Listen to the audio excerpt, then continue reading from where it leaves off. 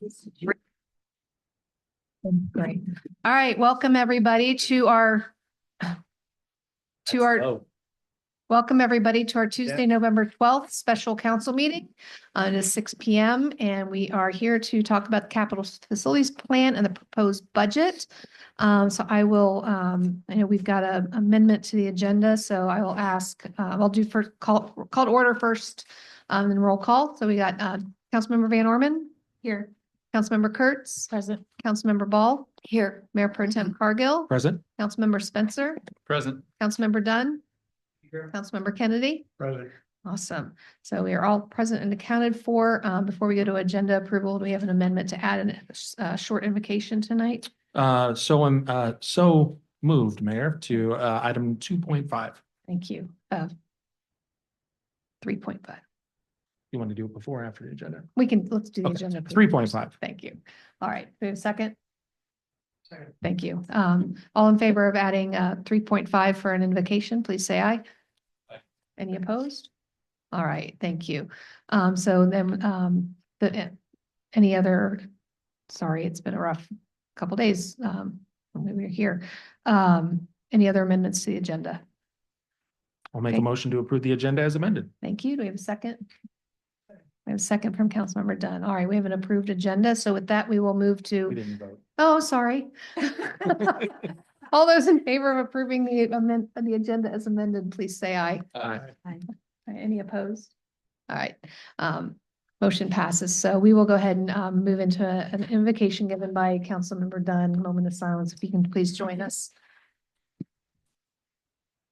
Tonight, I'd like to offer prayer and condolence and repose for Craig Howard, a man who led by example in fostering, building, and engaging communities in so many ways. I ask for a moment of silence.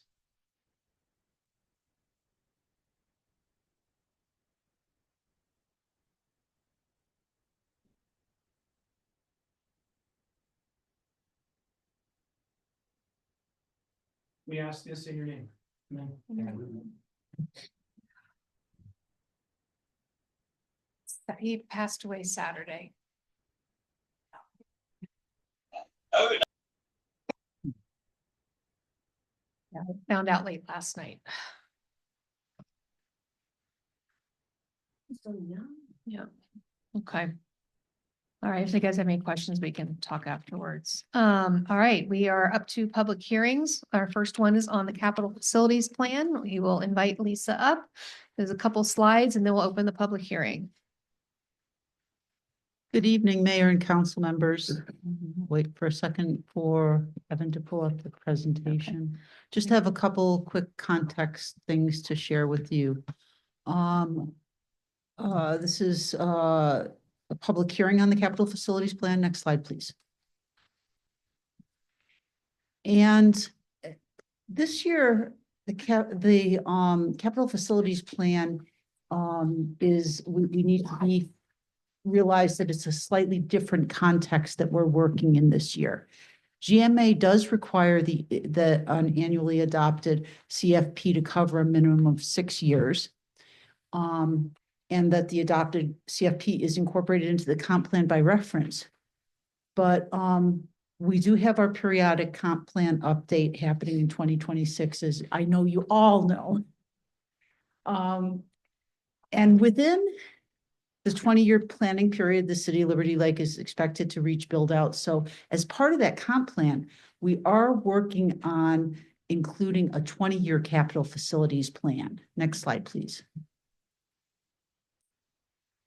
And there are a number of elements that as part of that comp plan and that capital facilities planning that we're going to be undertaking in the next year, including the Parks and Recreation master plan, a city facilities master plan. We're doing the pavement master plan and a sidewalk master plan, and our transportation network analysis.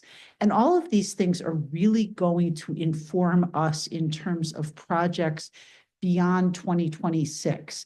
And so this year, it seems that that we should be, I mean, obviously equipment replacement and things like that, we are thinking about those things, but this really will set the table for us in terms of out years. So our lens our lens and our focus on this capital facilities plan really should be 2025, 2026. And the rest is really, we're going to have a lot more data to base future years upon. And so I do want to give you that context. Next slide, please. So a couple things I want to remind you about. So we have a draft capital facilities plan before you, and yes, I know there's typos. We have corrected the typos. Other than typos, changes, because it's a draft now, and that's what's been noticed, changes require a motion with a second and a vote. And then I want to remind you that if you make changes to 2025 projects, you'll also need to make a similar amendment in the 2025 draft budget. I will say that, and I will say that any changes that you make tonight to this, I will make those amendments and attach them to the exhibit for the first read ordinance for adopting the capital facilities. If you don't make any changes tonight and you wait until the first read, we'll have those changes attached to the ordinance when we bring it back for the second read ordinance. So you have some time to make changes, whether you make them tonight or whether you make them after the first read, and we can still get those updated for the ordinance sake. With that, unless you have any questions, we can open it up to public comment. Okay. All right, so we will go ahead and open the public hearing on the 2025 to 2030 capital facilities plan at 6:07. If there's anybody in the chambers who'd like to make a comment on the capital facilities plan, we've got our yellow sheets over by the door. If you can fill one out and get it to Kyle. And if there's anybody online who'd like to comment on the capital facilities plan, just go ahead and send a note to our meeting host and they'll let me know. 3-minute time limit. And we just ask that you introduce yourself and let us know if you are a resident in the city limits or not.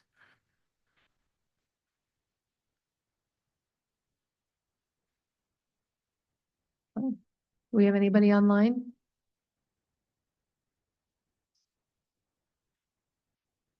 Do we have anybody here in chambers on the capital facilities plan? All right, hearing none, we will go ahead and close this public hearing at 6:08.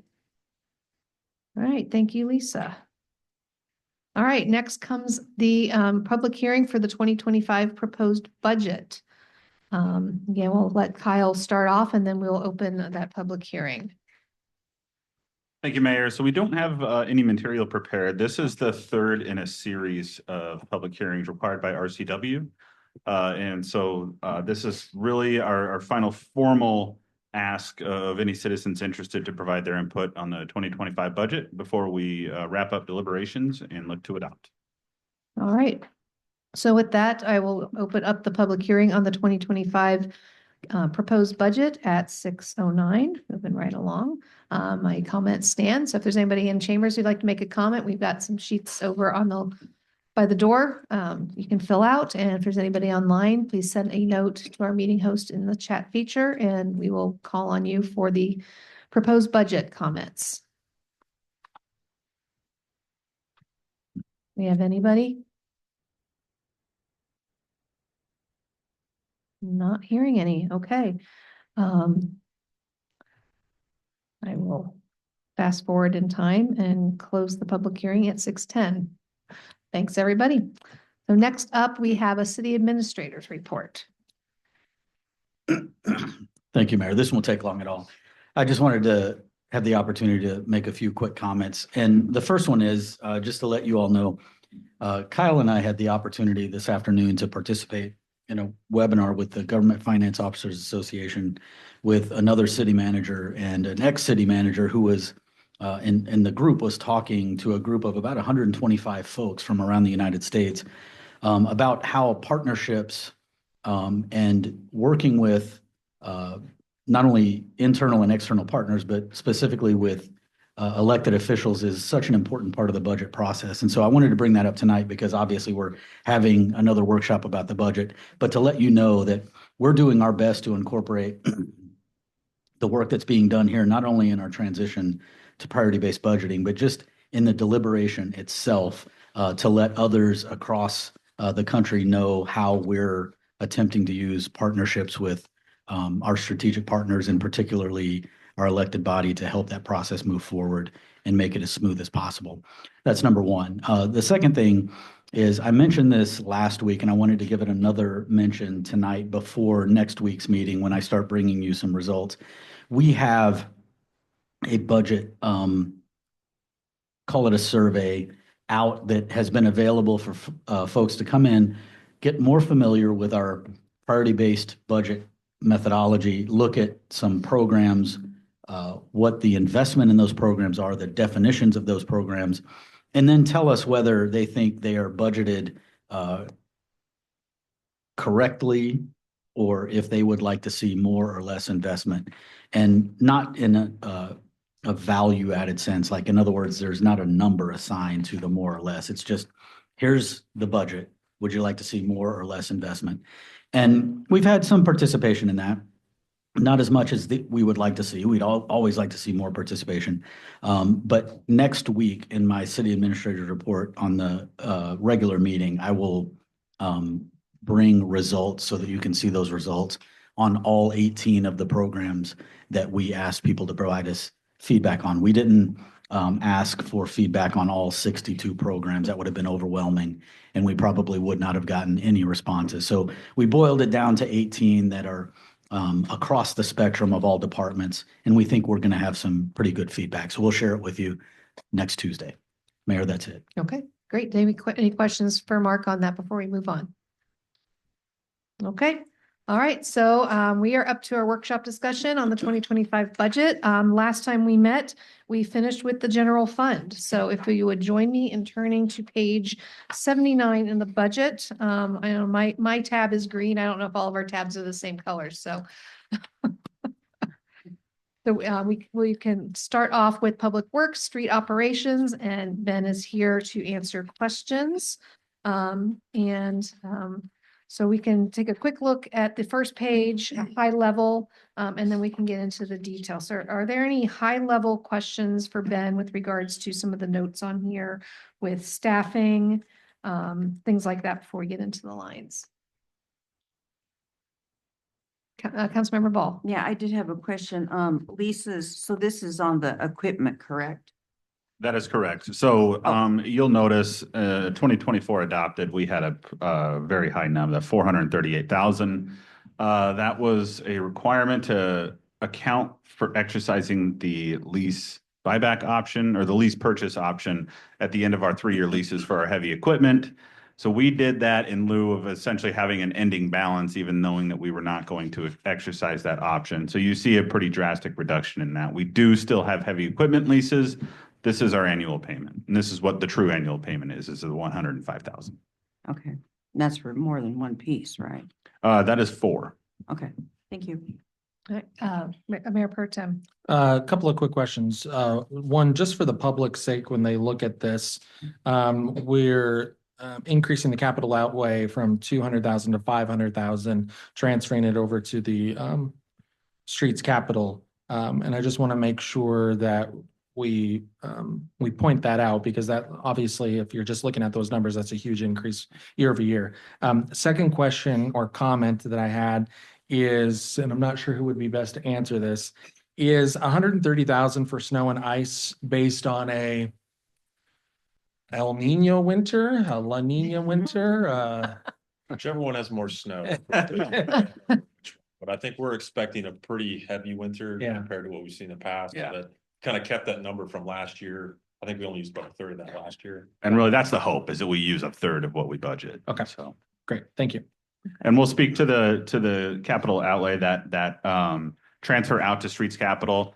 That is a surplus that the city saw with our overlap of the retiring of the utility tax and the implementation of the TBD tax. We did see a surplus there. And so you'll see that amount getting transferred into that capital fund in 2025, assuming that the fund can support it. All right, So that's the 500,000 going to 312? Correct. Yep. Okay, all right, thank you. okay. Any other questions before we get into the detail? Councilmember Dunn. Then on the snow front question, you feel like you have the materials, now I recognize the materials are already in the season. So I asked that question when I first got here, because this is my first snow season. Obviously, I came from the desert. So a lot of snow removal. So I asked Steph that. We do have some salt left over from last year.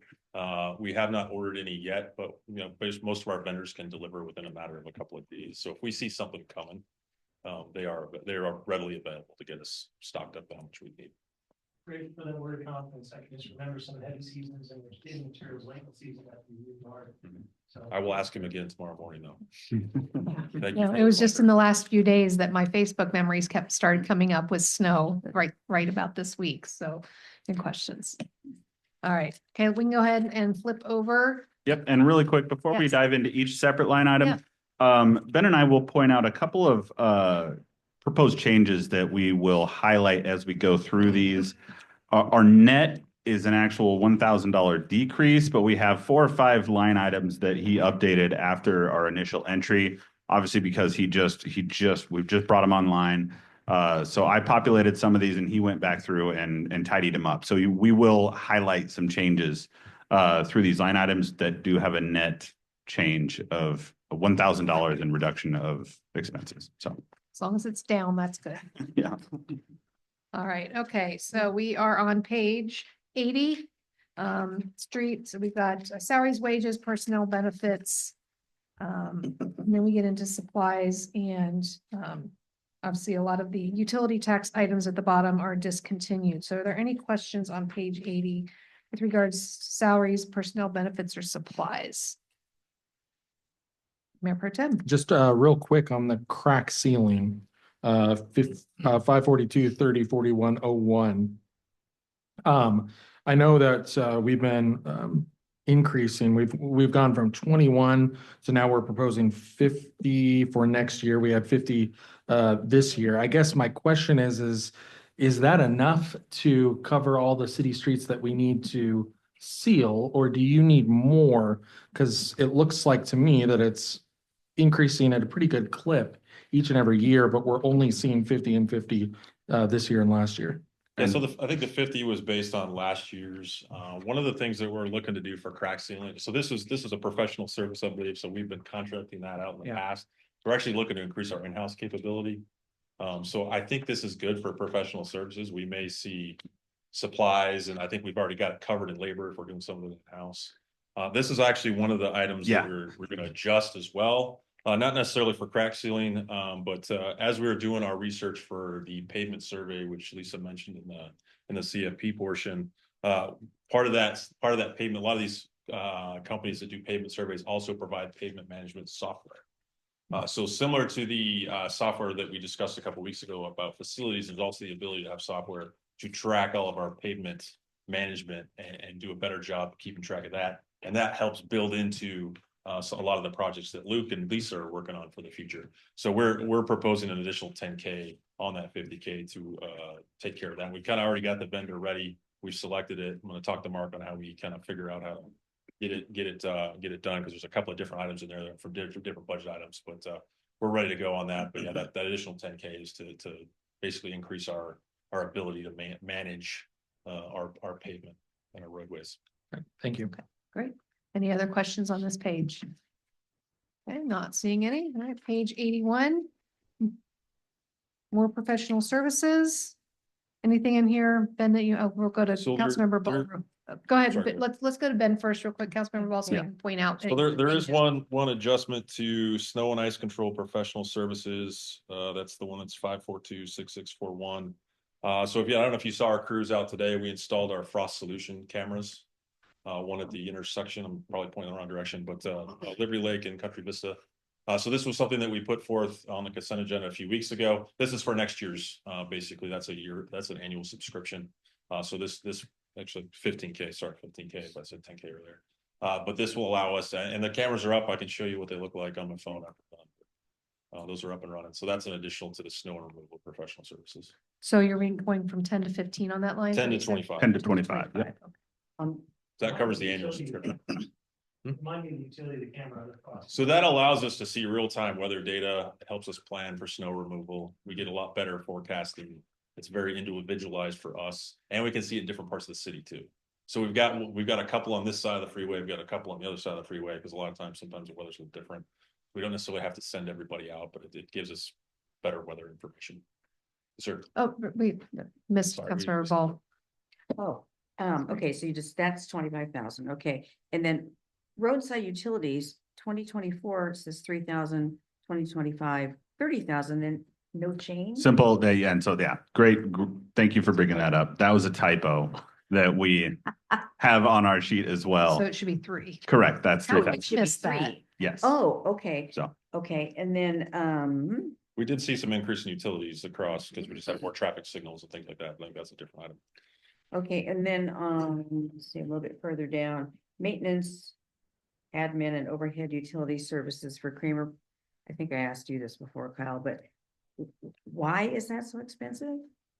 We're just adding inventory. So as you add streets, especially an overpass, you have lighting, you have different utilities that you're adding to our existing infrastructure that is going to push that cost up. So I looked at that again this morning. It looks like that's a lot of our utility bills for the public works building as well. Yeah.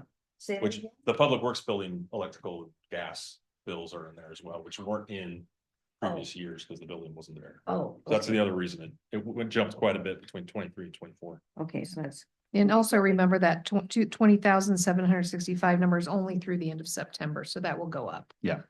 For the actual for 24. Okay. Okay, all right, we had Councilmember Kennedy and then Mayor Pro Tem. Thank you, Mayor. Where are those cameras monitored? Who monitors those? So those are on a web app. You can see them on our phone. I think we have about 8 or 9 users. I gave Morgan access, Chief access, Mark, a couple other, most of the directors have access, but it's an app on your phone. Cool. Or your phone or your app or your laptop. Thank you. Okay, Mayor Pro Tem. I had 3 questions, maybe more of a question for Kyle. Is it just a matter of timing on the amount that we appropriated versus the actual for 30-4806, 90-4900, and 60-4110? Let's take them one at a time. First one was the roadway. Yeah, striping. roadway striping. First line, Kyle. Yeah, so roadway striping, so yes, I don't know that we had any sort of major campaign in, so these are all going to incur likely in late spring into summer. Right. And so we aren't going to get any off-season, We're done for the year. yeah. We've been done for about a month. But this is really, this is something that's going to be a lot more thoughtfully planned out with the Public Works Department instead of, hey, we see a need, we'll go do it, and hopefully we have enough in the budget to do it. And then same thing on 90-4900, and then right below it, weed control professional services.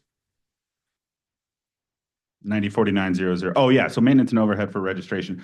So a lot of that it's training based, it's subscription based. So a lot of these are as we and I don't know particulars, and I can pull up a detail of what these look like, but a lot of them, they will send us a bill at the end of the year for the following year. So Okay, we should see some increase in that by the end of the year.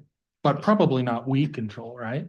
Because we're pretty much done. If they're annual memberships, then potentially. Okay, I'm just wondering if we still need to keep those at 7 and 10 if we're not hitting anywhere close to them. That's a great question. And I would say if we are at this spot next year, I would say absolutely. And so I wouldn't.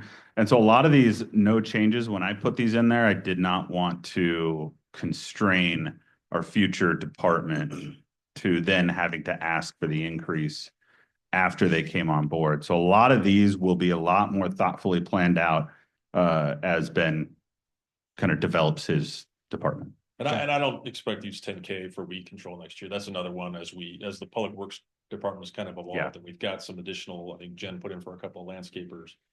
We should be able to do a lot more of that in-house. This is really to hire Bartlett to come out and take care of a traffic circle. Okay. For instance. Councilmember Dunn. Then back to that first line on roadway striping. I know the public safety or the pedestrian safety committee wanted to try out striping to support bike lanes at an intersection. Mhm. You think that would include that for next year? That could, absolutely. So roadway striping isn't necessarily crosswalks either. I mean, I think that's a separate line item. So yeah, that's definitely something that we can, I've been meeting with the commission to kind of talk about how we go about that. For next year. All right, there's no more questions on that page. We'll go to 82. Here's your line item at the top for the leases, and I hated this last year. When that 400,000 came up, it was because we all knew it wasn't real, but because of the accounting rules, we had to put that in there. So I'm really glad to see it back down to a real number this year. But Kyle, we'll probably continue to see this every couple of years, or did they change it again? So the hope is that they understand the effect that this has Okay. on a budget. And so, at the very least, I think we can, and I certainly can have a more in-depth discussion, especially during our exit, later this month Yeah. with them on how can we show this differently so it's not, crippling the rest of the budget. Right. Yeah. Okay. Is there anything else on this page that anybody has questions on? I looked up the small attractive items in case you're curious. Give us some examples. Give us some examples. So we buy a lot of little power tools and handheld things, and our small attractive items are basically things you would push. A little more expensive, would have to take a pickup truck in the back. So we don't have a lot of them in there, but I did take a look at it just in case. Great. Councilmember Ball, go So ahead. the debt service of 1051 is on, again, with that equipment, correct? That is correct. So you'll see the first two line items on there. So the leases and then the interest is the next code on page 82.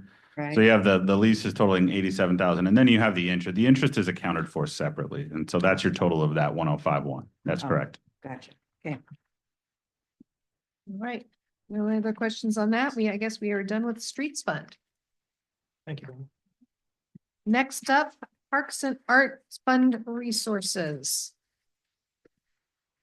So a lot of these get pretty simple as we go through. So I know Jen's here somewhere in case there's questions. I lost hold on, there's my Zoom. There we go. In case there's questions, but I think you guys have heard, the presentations from Parks and Arts over the last several months. And there was discussion about increasing the funding for that. And this year, we don't have we haven't had the final discussion on what percentage of what we're going to allocate, but all this 157,000 is all tied to specific projects for 2025. Correct. Quick clarification. We did vote for 2% from the sales tax Didn't we? on October 15th. Yes. Oh, I missed. So the direction was to bring back a resolution to codify Right. that, which is in the process of happening.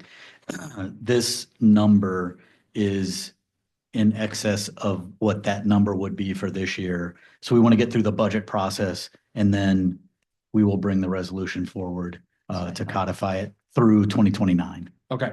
Yeah, didn't think it was formal. Wait, so that would be through 2029, this 162? Well, it's going to be whatever 2% of the sales tax revenue that is budgeted. Because we put a is sunset on it. correct. Oh, we did? That was- Yes, through 2029. Yeah, through 29. Oh, okay.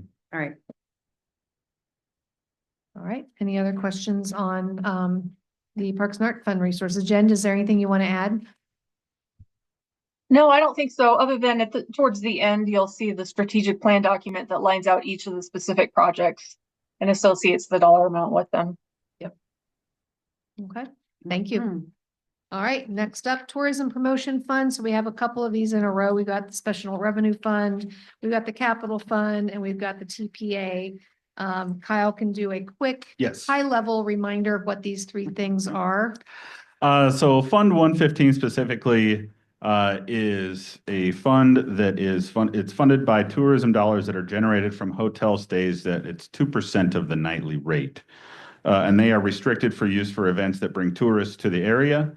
We do have a lodging tax advisory committee that meets a couple of times every year, review applications and award funds. So we do have neighborhood nonprofit organizations that do submit applications for these funds, and it is intended to exhaust every year. We have not seen quite the competition that we had maybe, 5 or 10 years ago for these funds. And so the goal is to not build this up into a savings account. This is an operations fund. And so the hope is that we can garner some more interest in some community organizations to hold tourism promotion and activities. And so we will continue to push that out to the public. We had Mayor Pro Tem first, then Councilmember Ball. So I guess this kind of goes back to, if I'm remembering correctly, and please someone correct me if I'm wrong here, we increased the amount from 1% to 2%, wasn't it just recently? So there was a proposal. So the Yeah. only increase it would be in Fund 117, and it was a proposal. So I believe Visit Spokane came a Right. couple years ago. Yeah. And they presented a proposal to increase the nightly fee from $4 or from $2 to $4 a night, and we did not approve that. Yeah, but I think it's Okay. been 2% in this fund for as long as. Okay. Yeah, so everything I have is that this has always been 2%. We did in 2016, and we'll get into that on the next page. There is an additional 1.3% for the capital. Okay, so then I guess that leads me to my next question and your comment, Kyle, about, we're not intending this to be a piggy bank. So I'm wondering, do we need to keep it at 2%? That's a great question. The hope is that this is a used fund and we get increased sales tax, we get increased activity into the area. And if we do see a trend that this is growing and growing and growing, we absolutely need to have that talk. And so this was not an issue pre-COVID. So we have seen this really just in the last couple of years, where we have had some entities no longer submitting. There was a whole host of one-time funds that I guess didn't necessitate the need for them to apply for these funds. A combination of different factors that our applicant pool is smaller, and they're asking for about the same amount year over year because they have these established tourism-related activities that really don't see a major increase in cost incurred.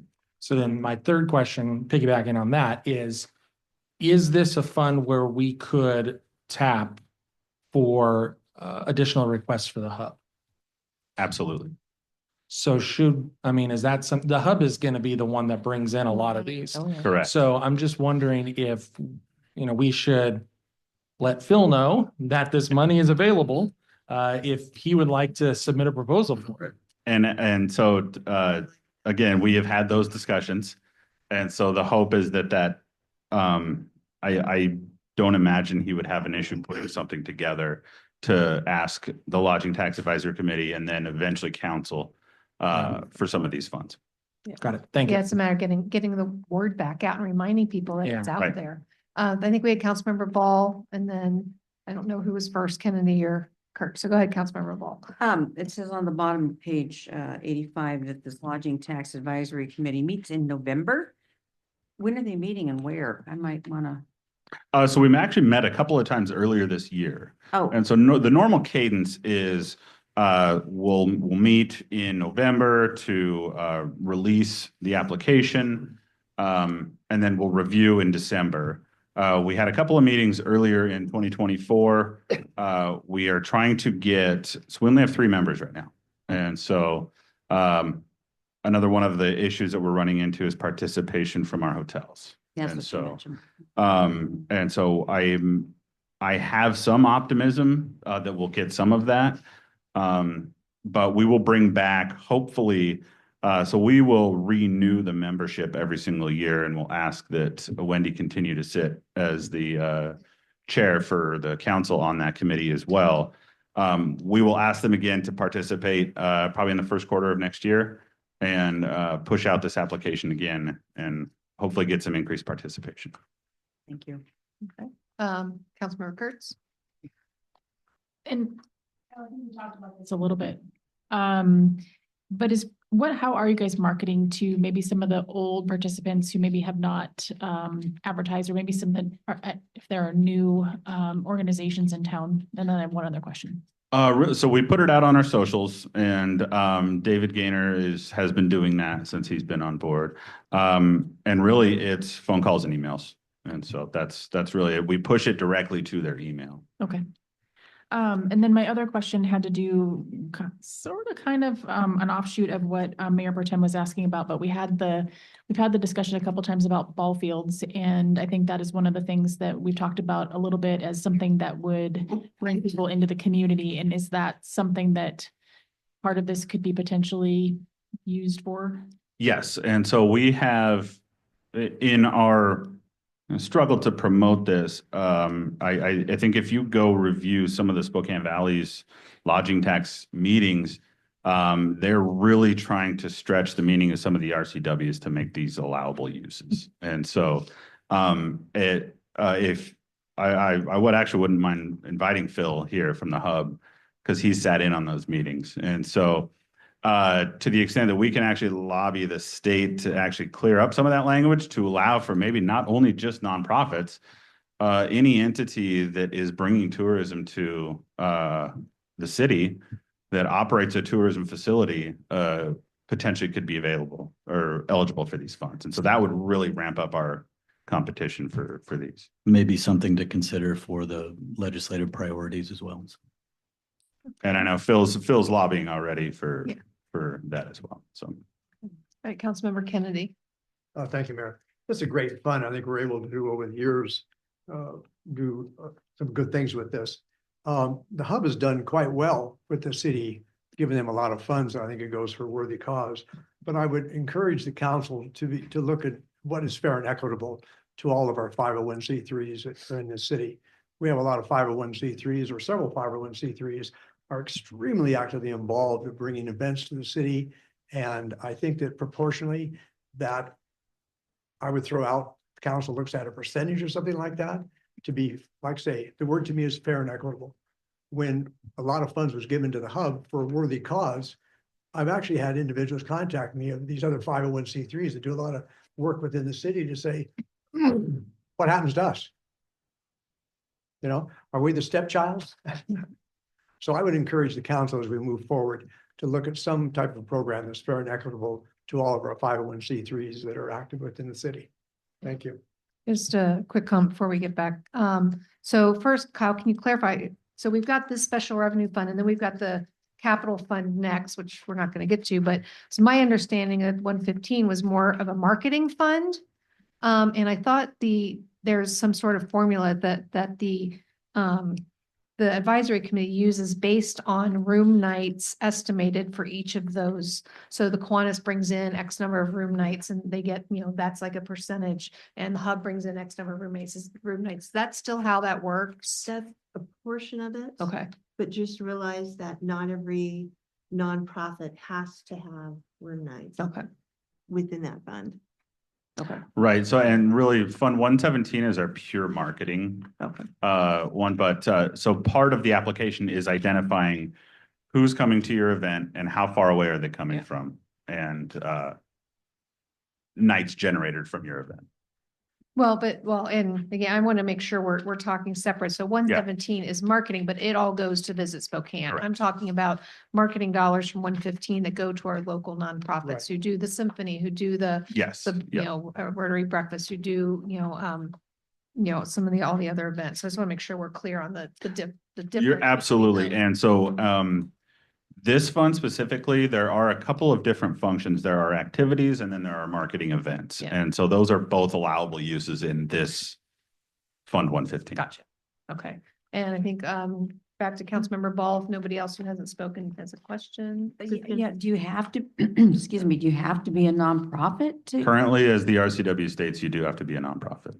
Okay, and Councilmember, well, I Van Orman think I hadn't gone wanted yet. to go ahead and just pop in the fact that when we're looking at these funds and expending them, when a nonprofit comes to us, they need to go ahead and fill it out afterwards and get reimbursed for what they've already spent out.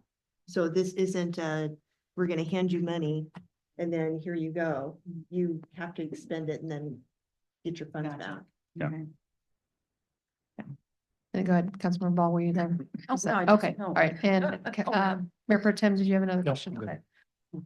Councilmember Spencer. Thank you, Mayor. I think just, in general, regarding this particular conversation, if the funds are being generated from the hotels, it seems like the major emphasis should be heads on beds. Absolutely. Great. Councilmember Well, Ball, that said, we could use another hotel, right? got 'Cause- one, Huh? at least one coming. It's in the proposal for north of Les Schwab. Oh, Yay. Okay, all right. So moving on to Tourism Capital Fund. And this is another one where we have, growing balance, and this is where with regards to maybe assistance with the hub or fields or something. Go ahead, Kyle. So the allowable uses for this fund are pretty narrowly construed. And so the city does not own a tourism facility like a stadium or a large sports complex. And so really this was created in 2016. It captures an additional 1.3% on your nightly stays specifically for a capital tourism facility. And so we really hadn't been able to identify anything up until about last year, and with continued discussions, the hub would be the local partner that has the facilities that meet the intent of the RCW. And so there is potential for them to come to the city in 2025 with an ask for potential use of these funds. Any questions on that one? Okay. Not hearing any, we'll move over to the TPA Special Revenue Fund 117, which again, these are the monies that go to Visit Spokane. That's correct. Yep. And so this is a fee. This is not a percentage-based charge or a tax. This is a fee. It's $2 per night. These monies are generated essentially to pass along to Visit Spokane for their marketing activities. And so we have an interlocal agreement identifying this. So this is purely a pass-through fund for the city. And coming soon, I saw the preview of the restaurant video that Visit Spokane put together for Liberty Lakes. So keep an eye out for that. Looks good. Excellent. Made me really hungry when I was watching it yesterday. All right, next up is the Restricted Reserve Fund resources. This is where we by statute need to keep 15% of the general fund protected or actual operating revenues. This is accessible by council action only in case of emergencies. So you'll see back in 2022, for those of you who were here, going through this, we realized that we hadn't kept up with that 15%. And so we made a transfer of 300,000 into this, and the interest has been keeping us above that ever since. And so there will obviously become a day that our interest rates aren't so inflated. And so we will have to keep an eye on this year over year and make a kind of a nominal transfer to keep it at that 15% year over year, as we have outlined in the ordinance creating this fund. But for the last couple of years, the interest rate has held that to our 15%. So there has been no need to make any internal transfers. Any questions? Go ahead, Just- Councilmember Ball. this is what I call the rainy day fund, right? Correct. Yep. Okay, thank you. It's gonna really have to thunderstorm. Okay, Mayor Pro Tem. Just real quick, Kyle, the 1.8 keeps us at 15, above 15, I should say, for the proposal that's in here, not the budget for this year. That's correct. Yep. Okay. This is for 2025. Councilmember Kennedy. Thank you, Mayor. Councilman Ball, if it's for a rainy day fund, that dollar amount would go in a little sprinkle. All right, no more questions on that one. We will go on to Capital Projects Fund resources. This is REIT 1. As a reminder, 0.25% of real estate transactions. And Kyle, if you can remind us at a high level what REIT 1 can and can't be used for. So of our two real estate excise tax funds, the RCW gives more latitude to real estate excise tax 1 for essentially all capital projects, both horizontal and vertical, so that it does include parks, streets, administrative buildings, things of that nature. So really anything that is included in our CFP would be eligible for REIT 1 uses. And so REIT 2 we'll get into a little bit later, is a little bit more narrowly construed, but we'll get into that once we get into that fund. And a note, if people are paying attention, we do have salaries allocated to this, so it's not just the hardscape of the horizontal and the vertical, it's the support of. Correct. Yep. Any questions on that one?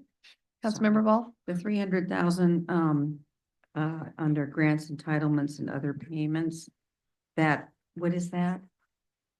So that was I believe that was our contribution to, the Orchard Park Storage Building. Oh, yeah, okay, and that's TIF. Yes. Yeah. So yep, that's reimbursable. All right, next, well, we got some actuals on the Mayor, next, oh, yes, go I ahead. do have one more question if I can ask. I know this has come up before and it's been answered, but help me out here again.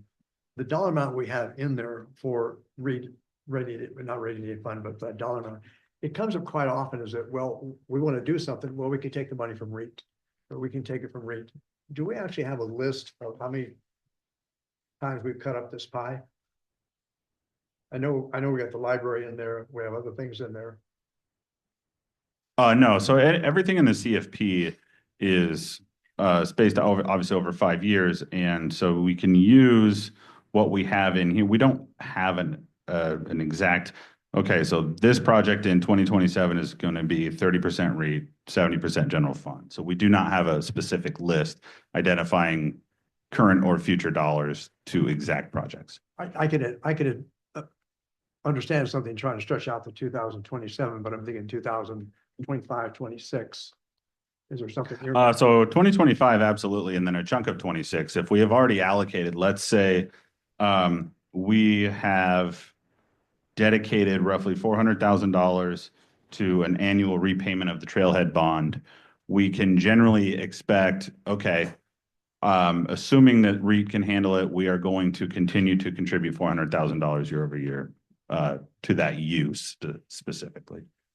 But really so operating on an annual budget, we are really only zeroed in on 2025. Here are the capital projects for 2025, and here's the portion of REIT that's going to be used towards those. Okay, good, thank you. Any other questions on one Mayor Pro Tem and Councilmember Ball? Kyle, can you walk us through and walk the public through as well, the proposed fund resources for 25 being at 3.2, but the fund uses being at 4.5? So we have our beginning balance, and then we have that 2.3. So that's, so I get what you're saying.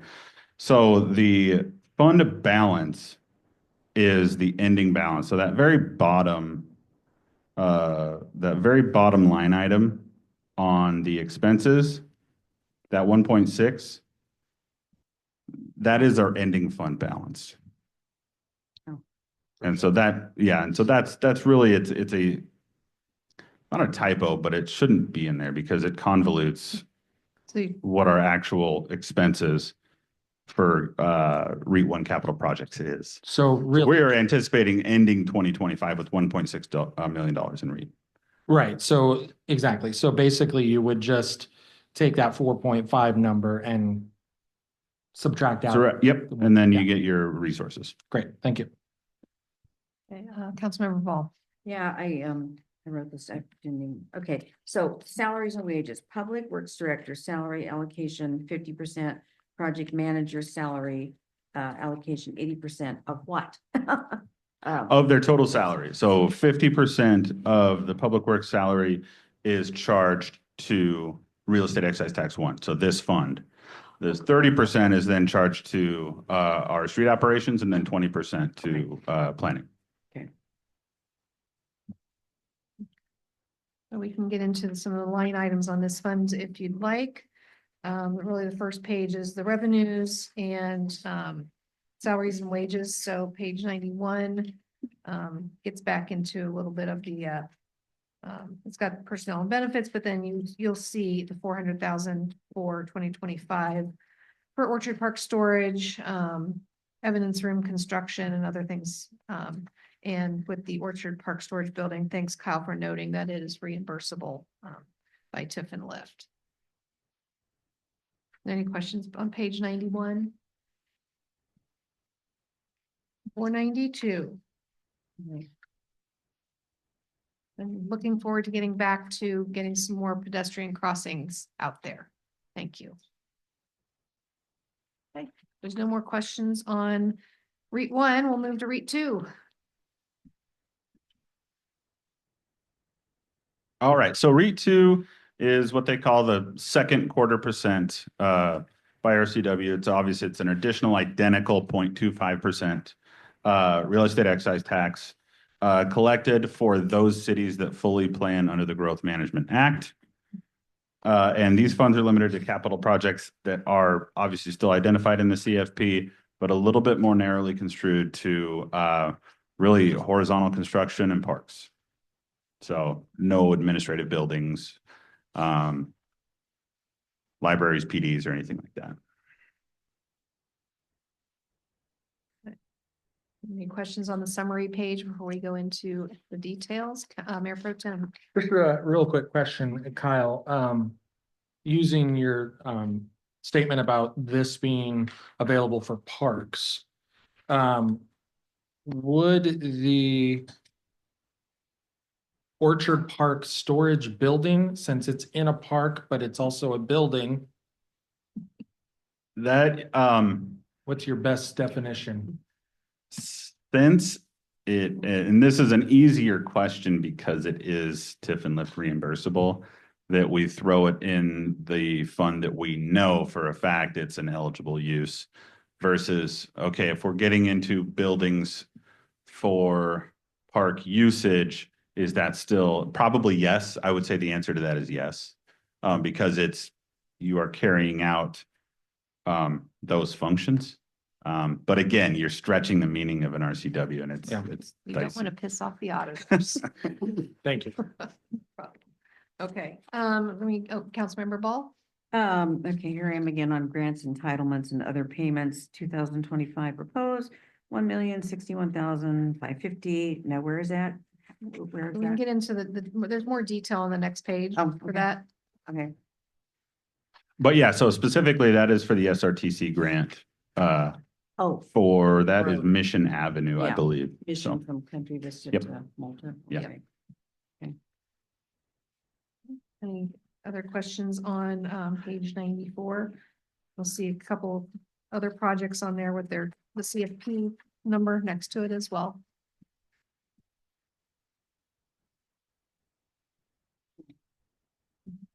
Questions on 94 or 95?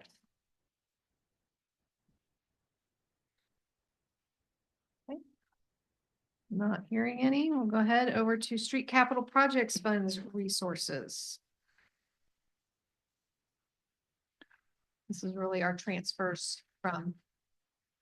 and really in the last couple of years, we've really isolated this fund to account for any capital expenditures within street operations. So, prior to, a couple of years ago, we would have a handful of line items in Fund 110 street operations that were dedicated to capital projects. And then we had this, which was essentially a redundant fund. And so what we've done is we've eliminated any capital projects in Fund 110 and housed them here. Oh, It's another short page. Any questions on that one?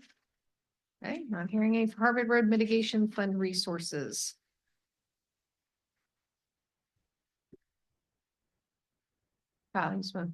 Oh, yeah. So this is funded through impact fees that are intended to represent a proportional share of each proposed land use for, the cumulative cost of proposed improvements in each plan update. We might update these fees in 2025 or 2026.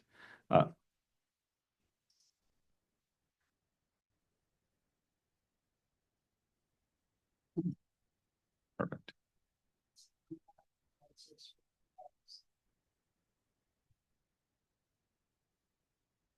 And so we have dedicated uses. Obviously, there's a boundary within obviously a Harvard Road that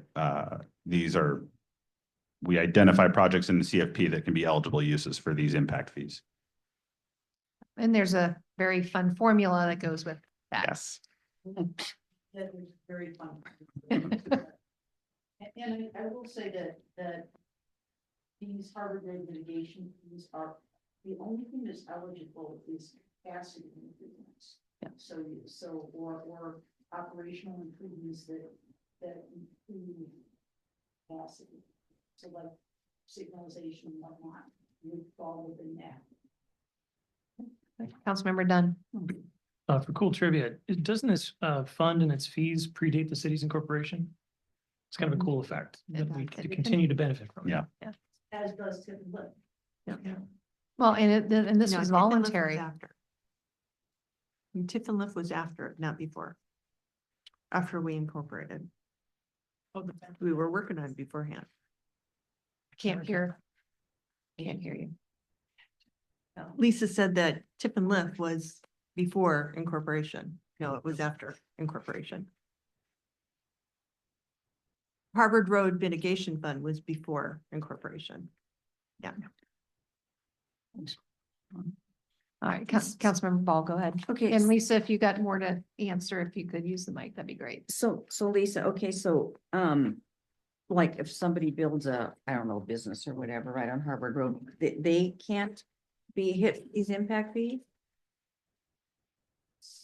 Say again? Okay, so Harvard Road, somebody builds whatever along Harvard Road, we can't hit them for the impact fees. No, no, impact fees are based upon the trip generation associated with whatever they're building. And it's a formula that's based upon that trip generation. Generally it's done per 1,000 square feet by the use. We have actually a trip generation manual that actually guides us in terms of assigning those fees. But those fees then go for the proportionate share of capacity improvements throughout the system. So it's not just Harvard Road, but that was one of the initial projects that was considered as part of it. So there's a boundary. Describe the boundary, the area within the boundary Yeah. that. So the boundary for Harvard Road mitigation fees includes basically the entire city. Right. Yeah.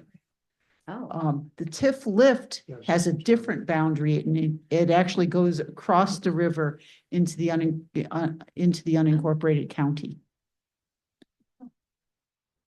well then, so what can this money can only be used for roads, is that? It can only be used, not just for roads, like we couldn't use it to do a preservation project, to do a grind and overlay like we just did on Appleway. Can't do that. But we can use it for capacity improvements. So the turn lane that we added on that project, that portion of the project was reimbursable through Harvard mitigation fees. Oh, gotcha, okay. So. Okay. Any other questions on the Harvard Road mitigation? Got, there we go. Next up, Library Capital Fund Resources. So as you can see, this is, so top to bottom on the revenue side, this was all of the different pieces of the pie to get to the proposed library improvements. And really just simply on the output side, it was the cost of the proposal that was presented earlier this year. Any questions? Mayor Pro Tem. Not a question, just a real brief comment. I like the fact that 25% of this is going to come from donations and the grant. I don't like the fact that we're budgeting that 25% is going to come from donations and the grant. Because if we get into this and those don't come through for whatever reason, hopefully they do, hopefully it's not an issue, but if those don't come through, then we have to backfill that. Or we have to figure out a way that we're going to make up for that. So I do have concerns about putting donations and the grant in here as hard and fast numbers when we don't know for sure that that's going to happen. Right. And so how this is constructed is that the city would need to put forth and adopt a budget amendment to include anything above what you have in here for the transfers in. So we have budgeted in here a $2.4 million transfer in from general fund. We Right. don't hit that, and we would put forward a budget amendment to council for that consideration. Yeah. I'm just saying that because we're budgeting for it here. I Right. mean, once we budget for it, we're assuming we're gonna get it, or we're pretty darn sure we're gonna get it. Yeah. But what happens if we don't? Exactly, and that's where if that shortfall happens in the grant or the donation, that would have to be made up through existing funds that the city has, and that's where that budget amendment would have to come through. Got it. I think we had Councilmember Kennedy next. I'm equally concerned about putting that in there, that we all seem to think that the 937 is going to come through, and I'm really confident that it will also, but we don't have it right now. That's a promise right now. And the 500 is, why don't we say 5 million? Because that's just a figure that's been grabbed. I feel very strongly that needs to be taken out of that. Because when we've had discussions about the library, the conversation's been around, if it's X number of dollars, if we don't get the $1 million, 500,000, we're still moving ahead. We're still moving ahead. So isn't it going to be more confusing if we leave this here and then have to do a budget adjustment and bring back to the council for a vote? I'm just concerned about, this is blue sky right now. No, just a quick background on the $500,000 is actually a low number based on what our ad hoc committee has kind of been working on. So we're working on letters of intent from the two donors that make up the first 325,000. Univision Computers is looking at possibly sponsoring the computer room. But when I met with a couple of kind of more industry experts who have paid for similar room sponsorships in different libraries around the county, they helped us put dollar amounts on those different rooms. It actually adds up to about 640,000 for each of the area and room sponsorships, and that's not including any smaller, individual small businesses donating 500, 1,000, 2,000 here or there. So it's really kind of a low number. We're really shooting for $1 million, but we didn't want to, so we're on our way to the 500. Go ahead. Well, once again, I really want to get across is that I'm excited about that. I'm encouraged by that, but we don't have that. We don't have that. We need to look at what we have, what we can budget for, and what we're going to be spending on. I think that gives false hope to not only council members, but the citizens also. Because a question will come up, well, what if we don't get that? Because I've actually had it, we don't get that. Does that mean we have to stop moving ahead of the library? I'm saying, no, it does not. We're going to move it ahead. Go ahead, Mark. So from a principal basis, all of the revenues represented in this budget are not realized. And so we're expecting that they materialize based on assumptions that we're making on historical data, policies and procedures that are in place, and all of these other variables that we use to set assumptions that lead into our forecast. And so the same principle applies here. And so as you heard Kyle describe, if we fell short on a sales tax revenue projection, for example, we would have to come in and bring a budget amendment to adjust all kinds of things that are supported by sales tax revenue projections in this budget. Same principle holds here. And so our recommendation is that we budget based on the assumption that we are going to realize these revenues in the same way that we're budgeting on the assumption that we're going to realize every other revenue in this budget. Go ahead. I understand exactly what you're saying. But what we're anticipating is that we pretty much know what we're going to get on property taxes. We pretty much know we're going to get on sales tax. Those numbers there are realistic because we have a track record for that. We don't have a track record for donations such as this number. We don't have a track record for $937,000. So for the public out there, but not against this process, is that let's be realistic so we don't give false hope. Because that way when it comes in, now we're really excited. But we know what the taxes are, we know what property taxes are, and we can budget for those things. I think Mayor Pro Tem was next. Go ahead. Councilmember I Ball. just have a simple question on the lease income. How many months is that? The 27th That is through April. through April? Go ahead. I guess my question, Mark, is if that's the case, and I don't disagree with your logic, but then why not budget for 640? Would 640? Because we're always conservative on our revenue. Oh, you mean Well, donations? Right, but I think that's my Yeah. exact point, is that if we're gonna be conservative on our revenue, why are we budgeting for donations at all? And then I guess my second question is there any other part of the city budget where we budget based on the amount of donations that we think are gonna come in, especially such a large chunk? We do, and like I said. $500,000? Not 500,000, but the reason that we set the 500,000 number is, if you'll recall, when we updated the council a few meetings ago, we have commitments. Even though these aren't realized, and I'm not saying they're realized, we have commitments of about 325. So we believe the 500 is a perfectly reachable number. That's why it's in here. If we had 0 donations up to this point, or 0 commitments, that might be a different number. But yes, there are other places in the budget where we budget based on expected donations. And so, again, it's ultimately the council's decision. We're putting the budget forward based on assumptions that we believe are valid. Anybody else? Councilmember Dunn. I was just going to clarify on the topic of track record, Mark. Has Department of Commerce ever not awarded the grants like the one that we've been recognized with? Not since this program was established in 2012, maybe. Thanks.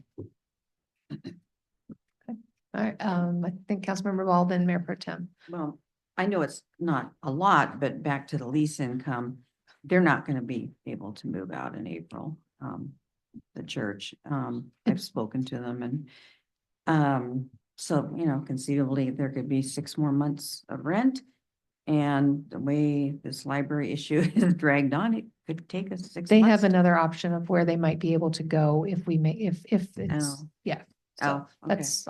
that's their business, and Mark has been in Well, I'm close just- contact with but them, it but could be more income. it could be, yeah, That's my point.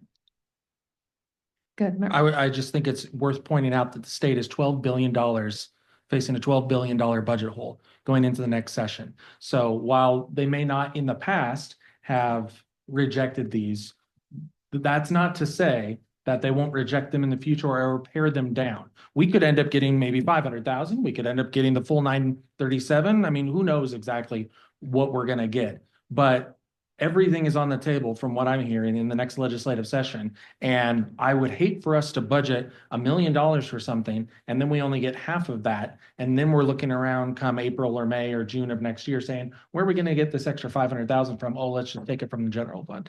That is the point that I'm making in both the grant and the donations, is that I have a hard time budgeting for those things when we don't know for sure that those are going to happen. We certainly hope they're going to happen, but we don't know for sure that they're going to happen. Whereas the taxes, I mean, we know that those are going to happen because we have the authority to make sure that those happen. So, Yeah, we don't disagree. It's a matter of whether this is reflected in the budget now, and if it doesn't materialize, we make a budget amendment, or it's not reflected in the budget now, and we realize it later and adjust later. It's really a matter of timing on some adjustment. Well, and also by the time, well, the legislative session, what goes to the end of April this year? Yeah. Yeah. So, you know, we've worked on the master facilities plan. And we will have made a lot more progress, you know, on donations. But I think the council has to remember that even if, you know, that this money is allocated in the budget and the revenue is, you know, assumed and put in there, any expenditure still has to come to the council before anything happens. That's correct. Councilmember Kurtz. We haven't even approved the library yet. We haven't even approved the plan for the library. So I think a lot of this Correct. again is Yeah. forecasting and projection. So this council hasn't even decided they want to go forward with the project yet either. So I think that's the other side of the coin there too. And Councilmember Dunn, did I see your hand? Sorry. Okay, anybody? Councilmember Van Orman. Again, here comes naysayer Wendy. I'm just thinking about what we did way back when. And again, being With what? I'm conservative. sorry, we didn't understand what you said, Wendy. I said being conservative What was? as we're doing our budget. You can always do a budget amendment when you receive those funds. It is better to be more conservative and make sure that while you're planning on doing this and you may be expecting it, it doesn't come into your budget until you actually receive it. Well, there's a lot of things that we put in the budget that we don't receive. You know, all the grant money for the comprehensive plan. That's not in the bank. We're spending and expecting to hit our milestones to get that money back, but it's not guaranteed. Well, but we still have to deliver. That's the key. Yeah. All right. Well, this can, yeah, obviously we have more workshops coming up. So if there's no more questions on this one. We can move over to the Municipal Facilities Fund Master Plan. Again, another short one here, one pager. I think it's pretty self-explanatory. Anybody have any questions for Kyle on this one? History of where the money came from? Just real quick. Mayor. Yeah, sure, go ahead. Kyle and Mark, I guess both of this can be addressed to either of you. 309,000 for next year. If we were to come back next year and say, hey, we want to do a pool, or we want to do a this, or we want to do a that. And we asked for, a new proposal or a new project idea or something like that. Would this be enough? Could we use this particular fund and this amount of money for that? The answer is yes, you could. I believe that this fund balance is spoken for by other future projects in the CFP. Do you want to address the specifics on that? Really, yeah. So our 20-year master facilities plan that is underway, kind of now and obviously through next year, our parks master plan as well. We anticipate there being very little, if any, left. And so this is funded directly through an internal transfer from the general fund, as a lot of these funds, these specialty funds are. And so as we discuss any potential new master planning efforts, the source would almost certainly be general fund. Okay, thank you. Any other questions on this one? Councilmember Ball? Just to be clear, Kyle, so the Parks Master Plan basically uses up all of this. So we've anticipated that the facilities planning and the Parks Master Plan combined would exhaust almost all of this. All right. No other questions? We'll go on to the Police Capital Fund resources.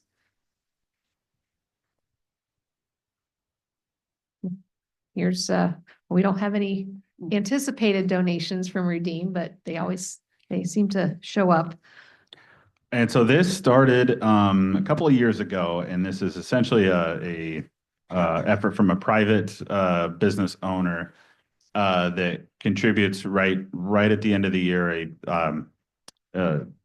a substantial amount of money. And so, and it's really it's targeted towards police department activities, capital projects, and really it's turned into Chief and DC and the mayor and Mark and those that have met with this individual. Really, they meet with him and they're what would you like to see as targeted use for these funds? And he really has, the utmost confidence in our PD leadership to carry out any potential uses for these donations. And so that's really what they've been targeted for in the past.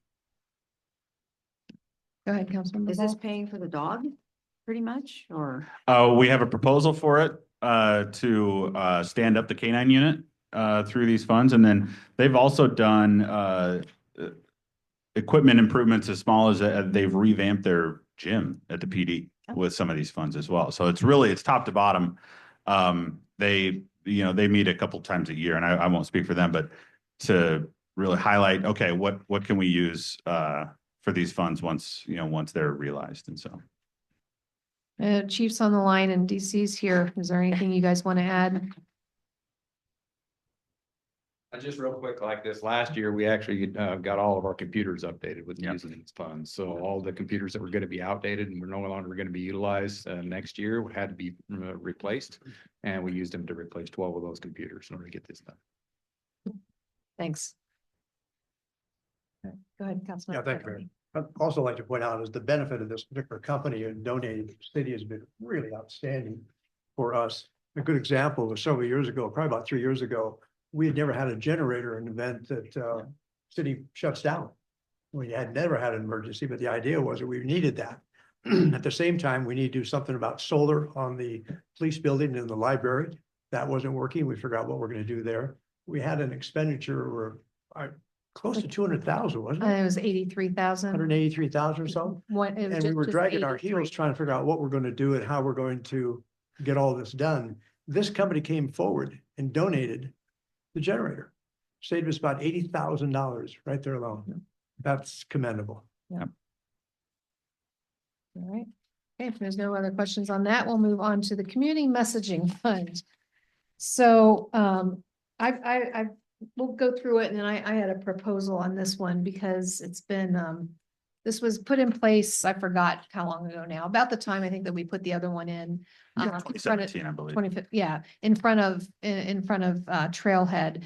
And while that is an amazing message board, gets the message out, we have this money in here for a potential other location, but we push it down the road every year. It's like, where could we put another one? And I honestly can't think of anywhere else in town where one would make sense that somebody would be at a traffic light long enough to see it. That's just my personal thought. My request was going to be to possibly not wipe this out, but pare it down maybe by 25 or 50% and take that money and put it toward the library capital. Just a thought, but we haven't touched this. And it's just been sitting here. Might as well use it for something.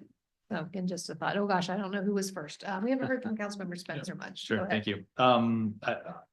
In my opinion, I think going along with community messaging, this would go to the Community Engagement Commission for additional messaging to the city. I don't know. I would need to clarify what this could be used from. And so, yeah, well, I can certainly review the ordinance to Okay. see what would constitute an allowable use. Okay, and I think who was next? Councilmember Paul? Kurtz? I'll just go real quick. Somebody back. That sign that we have is great. The one caveat is that it's 10 years old now almost. And as we all know, technology moves quicker than any of us. And I think we might be getting to the point where that sign does not do what we necessarily want it to do today. And so another option for this would be to get a proposal to perhaps expand that sign, make it larger, put in more of an LED board. I'm not really sure what technology is on it right now, but I think there's a ways where we could spruce that up quite a bit. I'm not sure if 109,000 would be enough to do that, but I just think we're going to eventually get to the point where that sign is going to be really out of date, and I'm not really sure we're going to be pleased with it. So That's a good point. that's Good my point. comment. Yeah. All right, well, just food for thought, Councilmember Kurtz. Going along with that, I agree with that. My only ask would be that if we do that, it's not something blinding that shines in your light and causes accidents, because dear Lord, some of them are so bright you can't see. And my other thought was along with Councilmember Spencer, that if it's about communication, then perhaps using part of it or all of it and having it go to something like the Community Engagement Commission or some other budget item, whatever that might be for the city. Sure. And at one point, we had talked about interactive kiosks at the parks that we had seen, but that would only be part of the year. And there was and I think that was part of all this. I think Councilmember Kennedy, you were at that meeting Right. with me when we saw these, and and it could also provide revenue sources. We could let at the time the vendor would manage like advertising for local businesses and things like that. But again, it's like how much they were really popular in Florida and places like that. But when you're only having events in your park from July through Labor Day, is it worth the cost? So there were different ideas that came along with that, but great points on replacement, upgrading. We do have in our sign code, we do have requirements on lumens and moving pieces on the sign. And though I drove by today and we did have some snow on the sign move, so I covered my eyes. Councilmember Kennedy.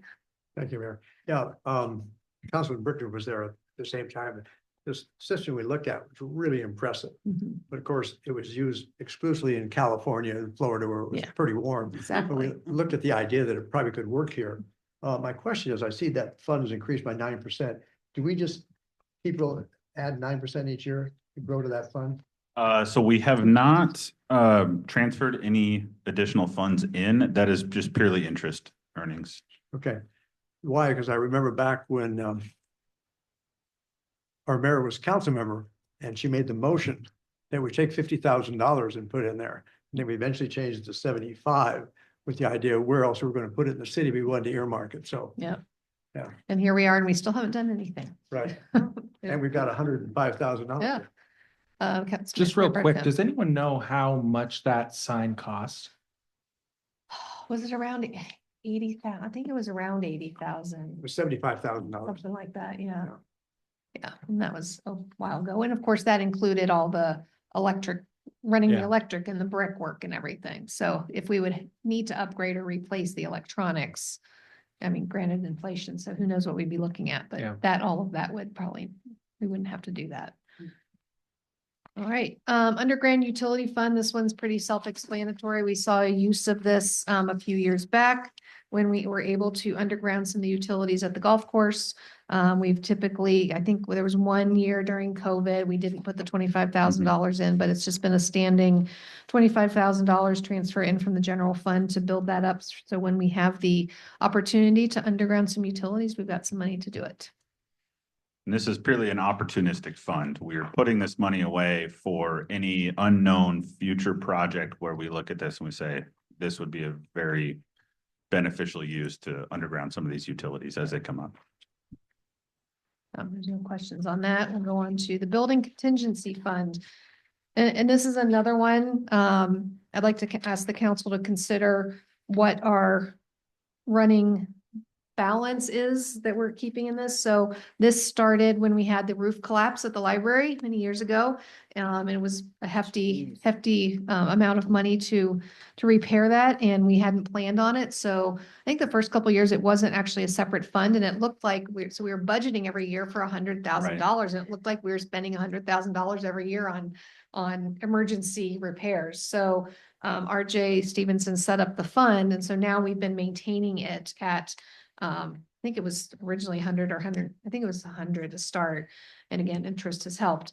And so we basically now, when we spend money out of it, we just replace that the next year. And if you look at it, we haven't spent anything since 2022. And the year before 2022, I think was around 20. It was an average of $20,000 each for those 2 years. And we Right. haven't spent anything since 2022. So I would just ask the council to, consider, do we really want to continue to keep $125,000 in there, or do you want to pare it down? It doesn't need to be answered tonight, but just some food for thought. Are any questions on that? And with our asset management software now, we are doing the preventative maintenance to avoid having things like the library roof collapse. So, okay, Trailhead Improvements Project Fund. 338. Kyle, you want to go through this one real quick? Yeah, so I think everybody knows we completed this project last year, and there's a very real chance we don't submit our last invoice until 2025 because we are waiting on state agencies to release for us to release the retainage. We have to get the releases from the Department of Revenue, L&I, and Employment Security Department for us to be able to release the retainage. And so we are anticipating that still by the end of the year, or do we think now so we have planned to have those expenses come out in 2025, because if they don't hit now, then we would potentially need a budget amendment if they do unexpectedly kind of leak into 2025. So with that, we do have, this is transitioning to our debt repayment vehicle. So we do have incoming transfers from golf operations and real estate excise tax to fund the debt repayment for that. And we also have a little bit of delta in there for a potential consideration of restaurant improvements when that time comes. Questions, Councilmember Kurtz? My only question was around the placeholder for the potential restaurant improvements. Because I wonder, depending on which restaurant group we go with, their capital improvement, our tenant improvement outlay was more than that, at least for one of them. And so I'm wondering if we want to make sure that we account for all the proposals that we had. And maybe we'll have a better idea once we vote on that, probably next week. But just to keep that in mind, that we may be, depending on who we go with, under budgeted. But I also think that based on the conversation that we had, limited conversation, the question that I asked about whether the numbers were firm at the last meeting. Right. I do have questions about whether there may be some additional asks for tenant improvements from the other proposals. Potentially. And so what we have a carryover from 2020, a planned carryover from 2024 into 2025 of $300,000. So that is kind of the amount that we're using for that potential just for this fund. So if the ask is greater than that, we would then as a council decide, is that coming from real estate excise tax, or is that coming from general fund? Is that coming from any additional balance that golf operations is holding? And so we would have that discussion kind of as those numbers become more clear. Councilmember Spencer? Thank you. Kyle, is there any reason why this doesn't become the piggy bank for Trailhead for any sort of amounts that we want to put toward paying off the loan, the bond sooner, and also for future improvements? Absolutely. This is that fund. You're correct. Yep. Mayor Pro Tem. Carol, I just want to go through some of the items that you and I have been discussing over Yeah. email, just so everyone is aware. What is the amount that we have left on the bond? 5.61 million. 5.61. Okay. And then if we were to just stay at the 400,000, when do we pay that off? It's a 20-year note. So that was 2042, I believe. Okay. When I retire, hopefully. And what is if we were to decide tomorrow that we were going to pay off everything associated with this debt, I know there's a prepayment penalty, but what is that amount? It's right around 113,000. But we pay 113,000 to pay it off, but then how much would we save in interest if we were to do that? So we would have to do a couple of different exercises to figure that out. If we only pay the minimum amount and this loan is essentially carried to maturity on minimum payments, we'd pay 2.8 million in interest. Can you repeat that? How much? 2.8 million in interest. So we'd save essentially around probably 2.6, 2.7, because we would be going, you're talking about going all yes. So if we, so our prepayment option starts December 1st of 2024. That 2% penalty goes through June 1st of 2026. And so we could, if there is a decision, we could prepay that entire amount. And then we have to signal to the bond agency our intent to do so. And I believe it's a 30-day, but that's besides the point. But so the payments are applied inversely to the amortization schedule. And I know that's very confusing, but prepayments are applied to the last payment of the loan. And so prepayments would be applied to the 2042 payment first, then the 2041 payment, inverse order. So that way they are essentially ensuring their interest collection up front is greater, because we're paying more interest now than we are going to be in 2041. That's how the amortization schedule works. So to your point, if we prepay the entire amount, yes, we are saving that in interest. And we'd be paying the penalty of 114-ish. Correct. Yeah. Thank you. Councilmember Spencer? So would the requirement be that the amount is paid in full, or Or we just pay the It's penalty in, based on whatever? it is in $500,000 increments, and you can only do it once a year.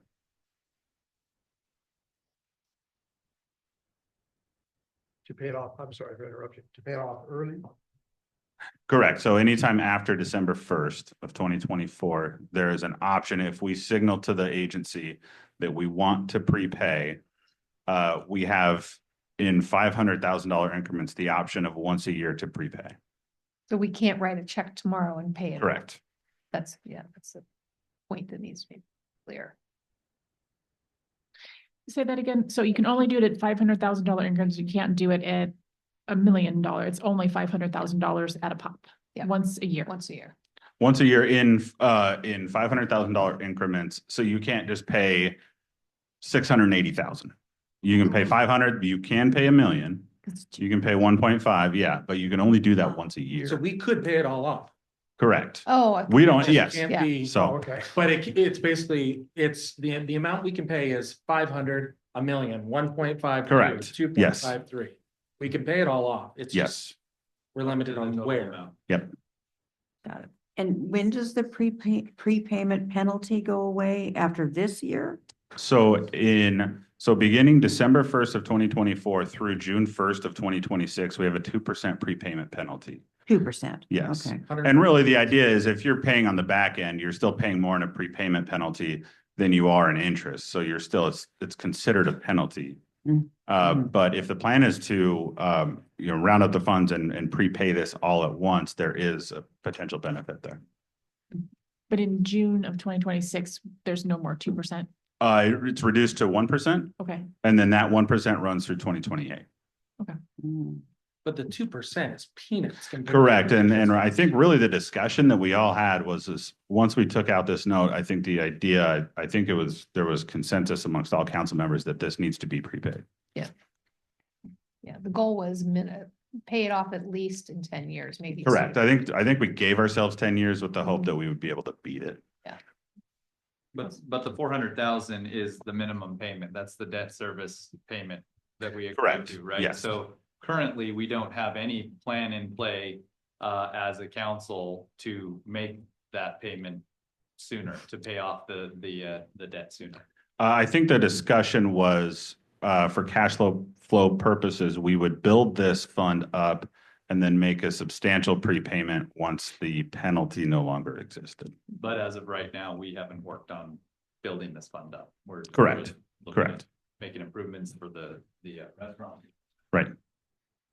Councilmember Kurtz. Do you happen to know what the interest rate is right now on this? Yeah, so it was 4.02%, and that's through the life of the loan. Any clue what the rate is these days? Would we go out and do it again? At least 3+. Yeah, it's probably 7, Yeah. 8. You said 4.2%? 4.02. Yeah, the only reason I ask is, if we deplete our funds to do something like this, and then we go out for another bond, then we're end up paying more for, for something else, just food for thought. All right, any other questions on Trailhead? Okay, not hearing any. Stormwater utility fund. We have talked a lot of stormwater this year. Are there any questions on this? I think we all know, we all went through the discussions about rates and all of that, and this does include some salaries and wages of some of our partial people to administer this and do the stormwater utility work that we do. Any questions? All right. Aquifer Protection Fund resources. Again, another thing that is near and dear to our hearts this year. Does anybody need any refresher on this one, Mayor Pro Tem? Not a refresher. I just want to double check some of these numbers and maybe Lisa, you can help me here. The 235 that we have proposed, can you remind me, is that based on the fee that we were going to pass that would offset what's the other one that we were? Ours doesn't start till 26. So this is just the county one. Is that right? 2025 is county. for, Fund. oh, Fund yes, correct. Yep, 411. And then 26 would start with the fee that we charge because the APA goes away. correct. We think, Yeah, yes. Correct. got it. Yep. Okay.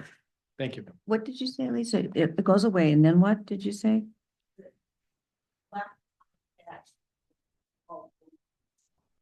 Oh,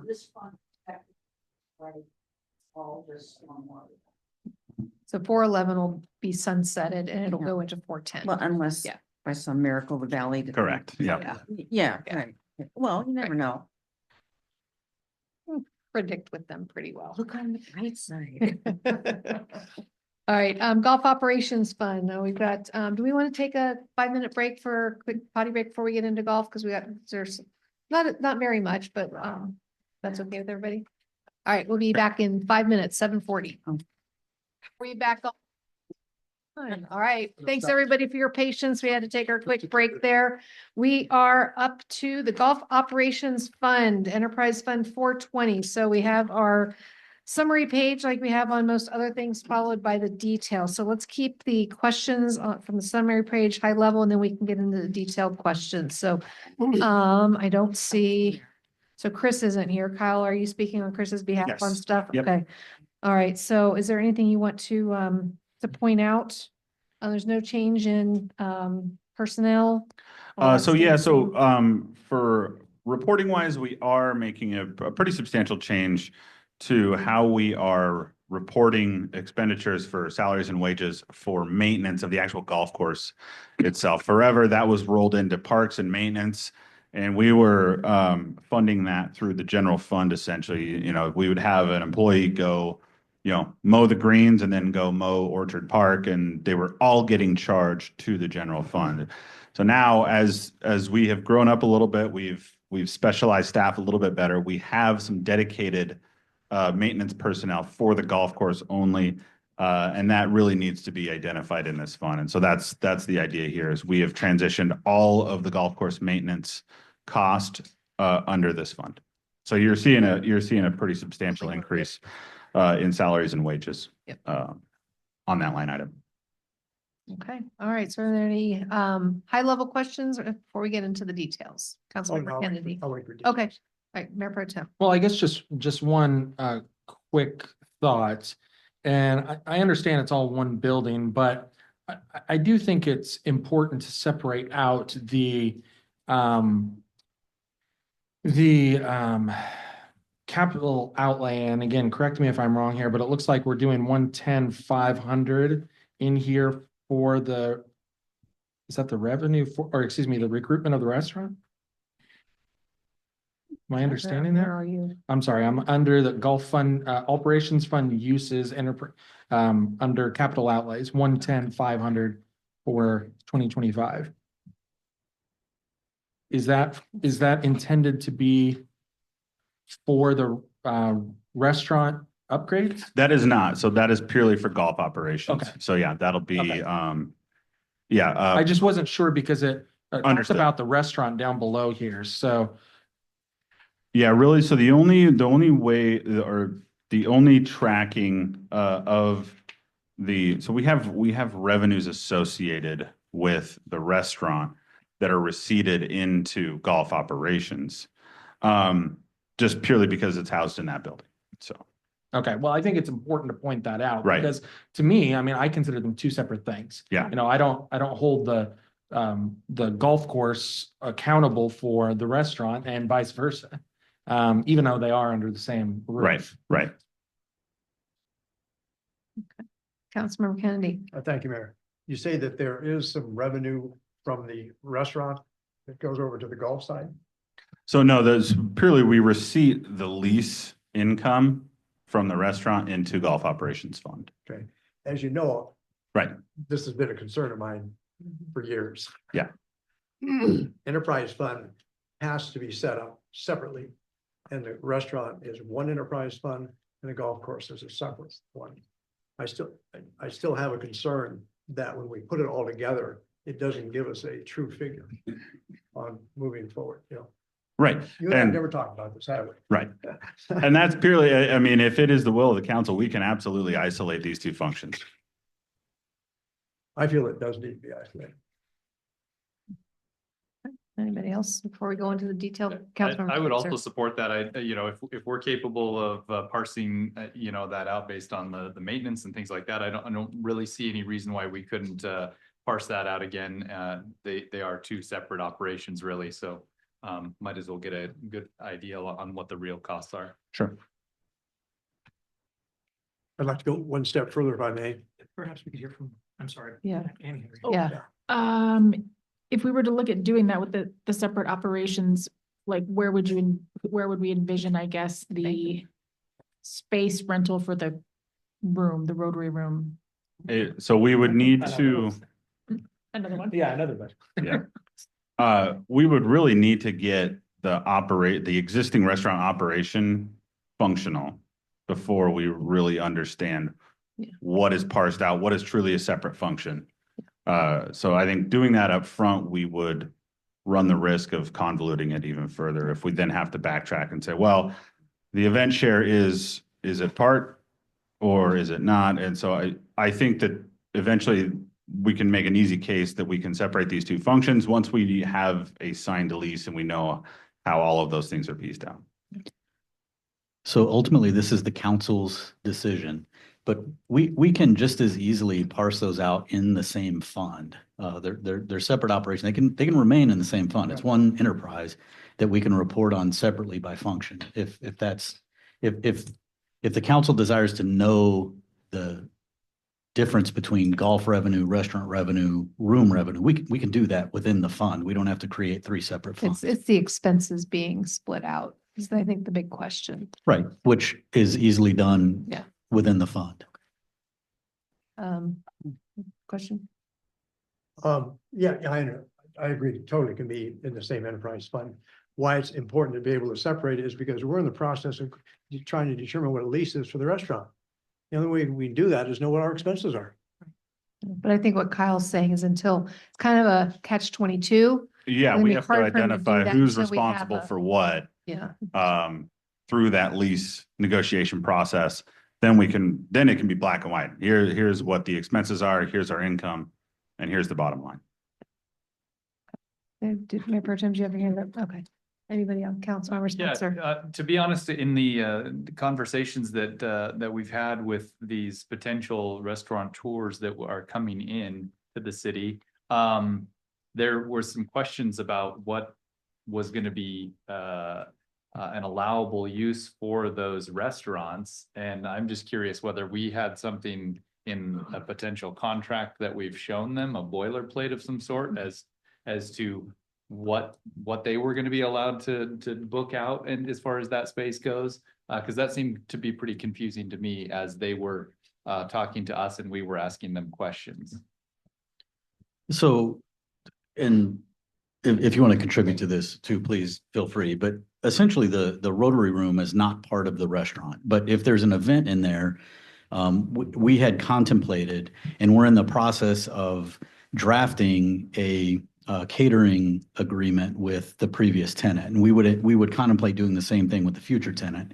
But ultimately, a user of the Rotary Room would be free to contract with anyone that they wanted to provide catering service. It could be the restaurant purveyor, it could be someone else. Lisa. Yeah, so we outlined kind of using the outline that we were working through with the original potential tenant. We had an outline for what the catering was going to look like. That room is going to be managed and cleaned by the restaurant. They're going to have that responsibility. Many of those who use the room are likely to buy lunches there. The Rotary, that was one of the things that excited them about it, et cetera. People who are eating in that room, it's just easier for the restaurant to be responsible for that. So there was the concept that even if somebody chose to cater, ultimately the restaurant is responsible for the cleaning of that room, so they should get a percentage to cover that cost. So we had kind of just an outline of what we had envisioned for that. And that was presented to all potential vendors.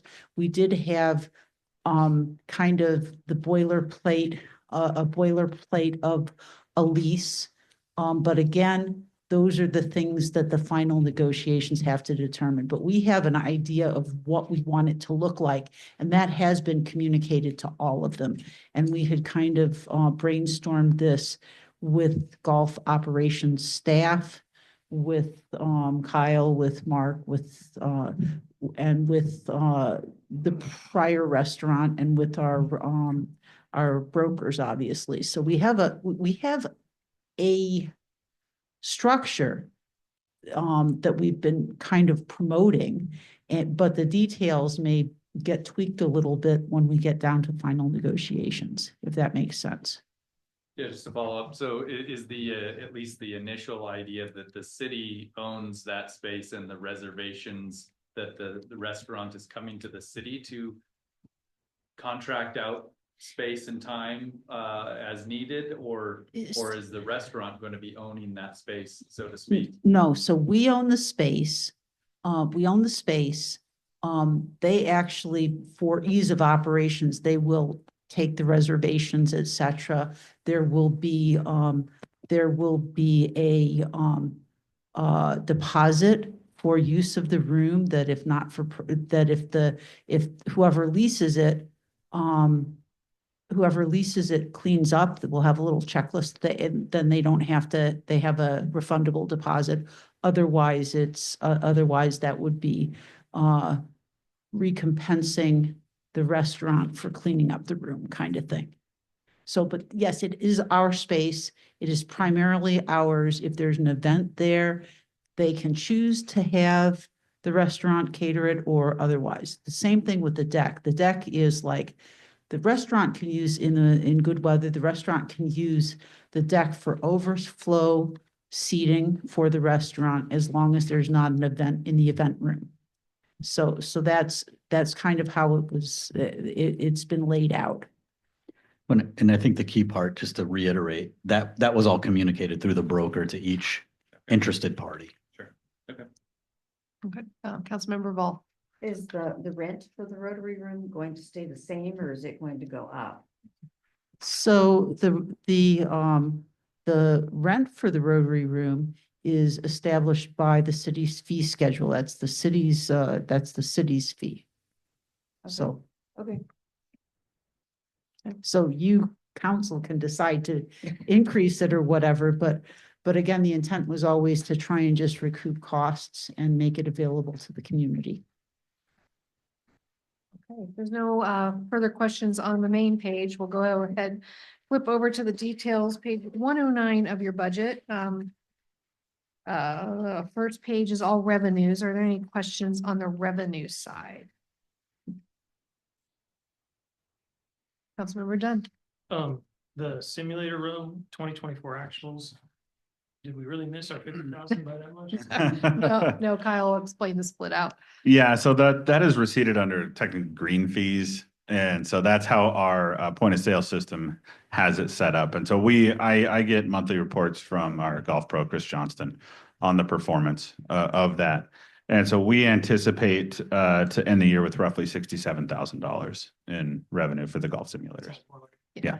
And next year, we'll see it reported differently. Correct. Yep. And so, That was yeah, my so first when we see question. that line item, it's gonna, through our monthly reports or quarterly check-ins, you'll see actual amounts populated in that line item. Any other questions on revenues? Always conservative, never know what the weather's going to be. Okay, no questions on revenues, we can go ahead. Oh, Yeah, yes. Mayor, go ahead. just quick on the season passes do those typically come in the fourth quarter kind of thing? They do, yeah. So Okay. we see a lot of those prepayments into the next year. Got it. Great Christmas gifts, I guess. Yes. All right, page 110, we're starting in with salaries, wages, personnel, and then we get into supplies. Are there any questions on those? Go ahead, Mayor Pro Tem. Just real quick, this might be a question for Chris.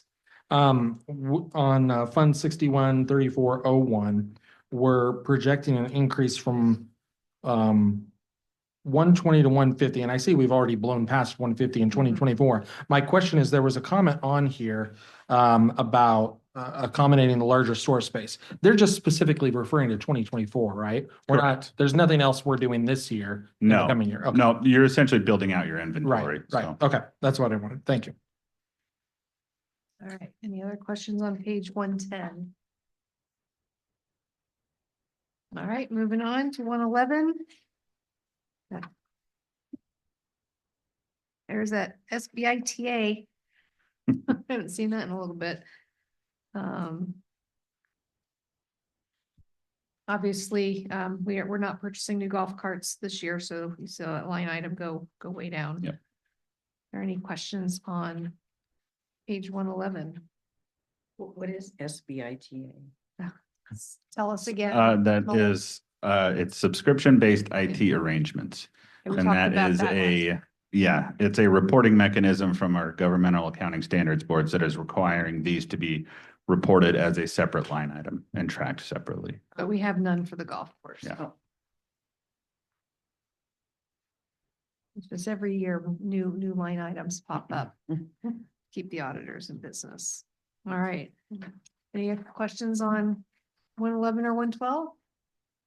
Not hearing any. We will go over to the unemployment fund, which is always very exciting. We self-fund at 15,000 a year and keep it at that level. Are there any questions on that one? Okay. Medical reimbursement. I'll let you talk to that if there's any questions.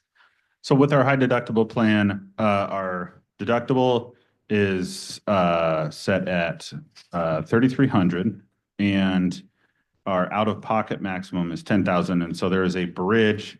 Once you hit your deductible to get to your out-of-pocket maximum, that this medical bridge covers in the event that it is needed for use. And so typically we have seen, as you can see, 2022, 2023, $20,000 to $30,000. We've seen that creep up a little bit in 2024. I think we're at about 40,000 this year, but our full exposure is 175. And so we're not anywhere near meeting that. And this is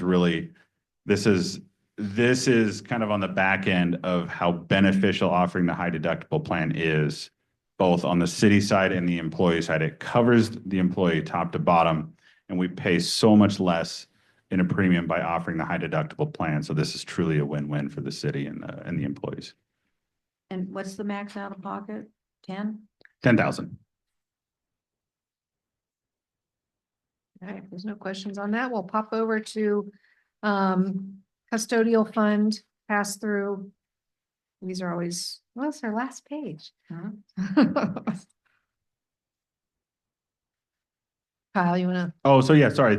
These are purely, they're essentially non-revenues. We receipt them and then we pass them on to the Department of Revenue or any other agency that is anticipating these that we collect on behalf for. So this is purely a custodial fund and essentially what we call a pass-through.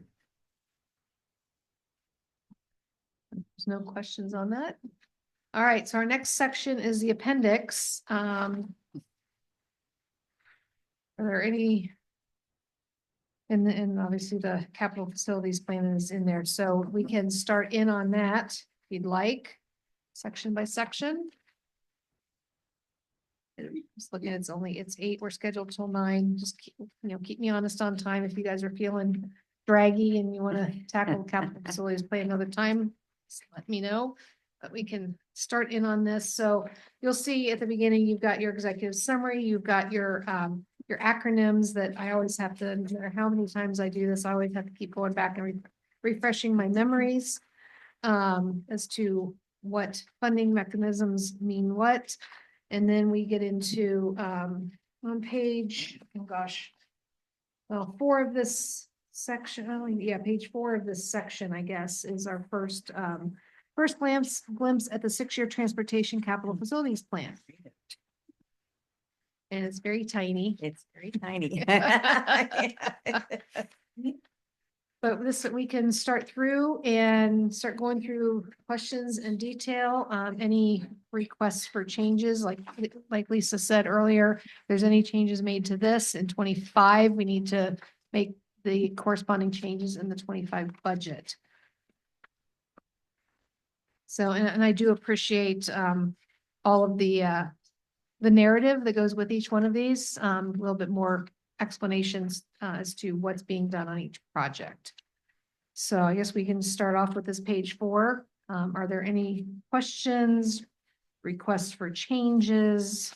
Which page did you say? So the first one, in that appendix where you see your first grid, page 4. It's technically 121 if you look really tiny. I can't even see that. Oh my God, that's where you have to take a picture of it and blow it up. It's odd. It falls in line with the rest of the packet. Yeah, is this little one the same as this one we got? I have the- Yes. Oh, goody. 'Cause, Yeah. Yeah, goody. This, yeah. Yeah, okay. Okay, Councilmember Kennedy. I do have a question back on page 118, if I can address that right now. We'll see if I can see 118. 118. There it is. Executive summary. Got it. Which is the larger print, which is good. Yes. Pedestrian projects, pedestrian crossing allocation. Now, I believe we keep some in inventory, don't we, of some of these in case they get damaged? We had some parts at one point. Ben, where are we on there, Lisa? Yeah, we have parts, but like replacement parts for them. But what we'll do is Oh, here. we'll order them once we know where the projects are and what it takes. Different crossings have different requirements. Right. And so we have not identified specific project yet that should come out of the sidewalk master plan. Right. Process. Why I bring that up is I remember some years ago when we put a lot of time and effort in to get some of these crosswalks out there very successfully, I might add, that it was looked at that there's 2 lights right now, pedestrian cross, just across, just north of the town square. The old name Town Square. And it was looked, that's within 200 feet. And I think we have it where they can't be placed within 200 or 300 feet from a light, and that one was. And what was talked about is that they were going to remove those, put those in inventory to be utilized, so they wouldn't get any further damage there. Has that kind of gone by the wayside, that idea? I don't think it was ever decided to take them out. I think the question was raised a couple times, but I don't think that was ever decided to take them out, because there's a bus stop right there that accommodates, those accommodate. What we'd have to do is go back and look at our requirement, how It's a close. state thing. Is something that the city engineer would get with once. I'm not an engineer. You can ask me for page and all the parameters to take a look at that. Yeah, it was just a question. But yeah, it's mayor is correct. It was never decided. There was some discussion at one point. Lisa, can, Yeah, I understand. Thank you. Lisa, as we go through these, either if you can just take the mic back to your seat if you want, or if you want to stand, either way, because you're going to be on the spot for a lot of these. It looks like Ben's getting you the mic.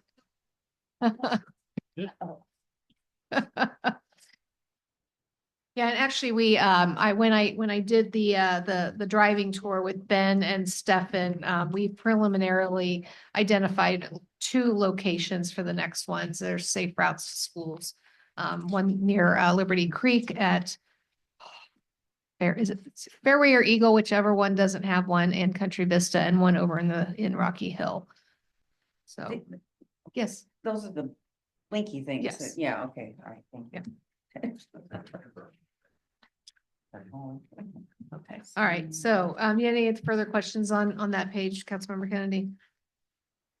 Okay, all right. So back to tiny page 121.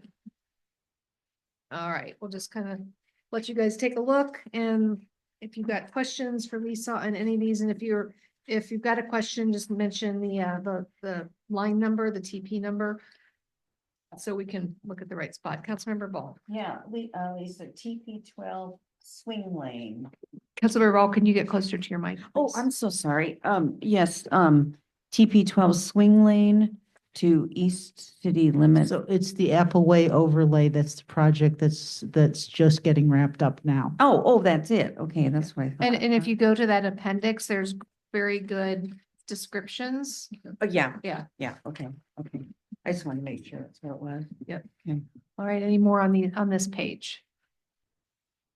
Oh, okay, next tiny page 122.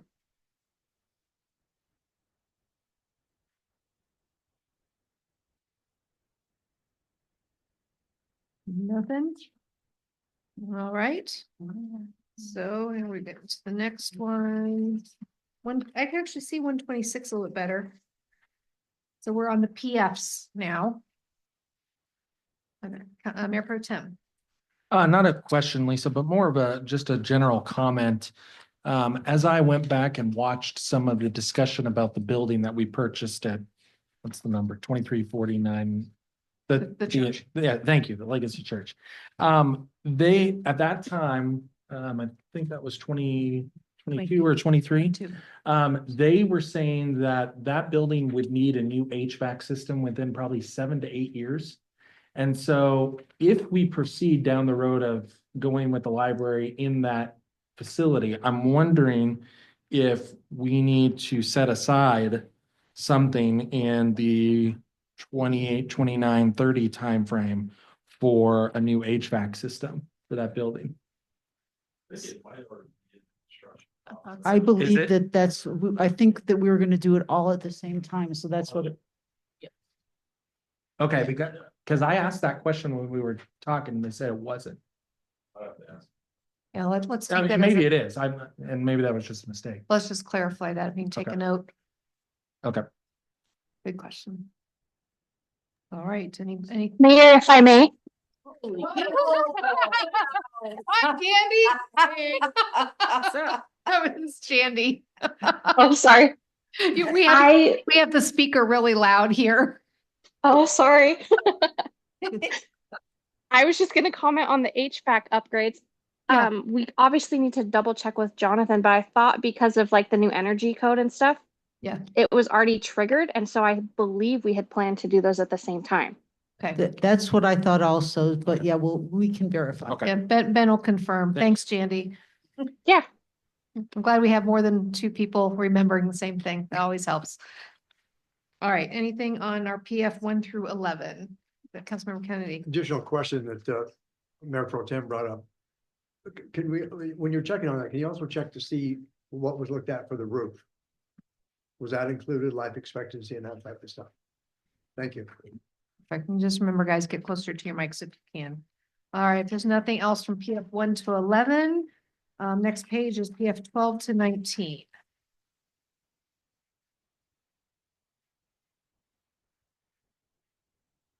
Going once, going twice. All right. Move over to, I think it's 130. Yep. CPD 1 through CPD 6. And as many, we've been through this several times, so I wouldn't expect that there's any surprises, but again, if you guys have had a chance to go through a little bit more closely, if there's any questions. No? Well- Councilmember Ball. Yeah, I got an email from a constituent, about, signs. And I told her I thought we were going to be getting to the sign code amendment this next year. We've already awarded the contract. It's already underway. In fact, in December, the consultants are coming to the planning commission and they are going to be doing the, reviewing their code audit of our sign code. And the attorney is going to be covering constitutional issues associated with that. And so, and we hope to get to best practices, but that'll probably not happen until February. Bring your pillows for that part. What Well, best practices? Or No, the the constitutional? Yeah, well, we're It's looking at actually it pretty interesting. as it applies to the code, what we have to change based Yeah. upon our code. And that actually will be interesting. Yeah, and I think a lot of us probably got the same email. I know, I did reply to the woman, letting her know that, we have code enforcement. We also have, hey, here's the link on our website if you want to report some. We're still a little bit complaint based, but we're getting to it as quickly as we can. So, What, is this something that code enforcement would deal with? yeah. Once it's, yeah. Well, no, we already have some rules and regulations that we enforce with regards to off-premise Off-premise. business signs. Yes. So like the Right. Christmas lights, they're not, the sign is not in front of a business. Right, So right. they That's can't what be she there, was but complaining yeah, about. exactly. But, Yeah. and we try our best to stay on top of that, but And they, that's not gonna have to change. That's the good news. Yes. We're not gonna have to change that piece. The content neutrality does not apply to commercial signage. And Yeah. so the off-premise commercial signage is still absolutely, an allowed prohibition, And unallowed. an allowed prohibition. We can prohibit. Prohibited. Oh, off-premise. okay, Yeah. okay, Yes. so then, yeah, so these people that are like, what are they called? Hunky movers or whatever, they just stick it somewhere. Those are- yeah. What? It's just funny, it's college hunks, college junk. I love how, I college love what- what you called it though. It's great. You know what I'm talking about. I do. Yeah, so those aren't supposed to be there unless they're. Correct. Okay. Yeah. Okay. Well, and those people are fun. I have called them myself as well, and they never call back. Yeah. So, yeah. Well, that's what you get All when right, you knock it off. try and hire college hunks. Yeah, that's what they're called, yeah, or something like that, yeah. Okay. All right. So any questions on CPD 1 through 6? Oh. Not hearing any. We will move forward to, I have no idea what that page is, ET 1 through ET 37. Equipment. Pretty straightforward. We usually have a pretty good handle on the equipment stuff. Oh. Okay. Next page is our OTs, 1 through 12. These are projects by others. Always love those. Any questions on those?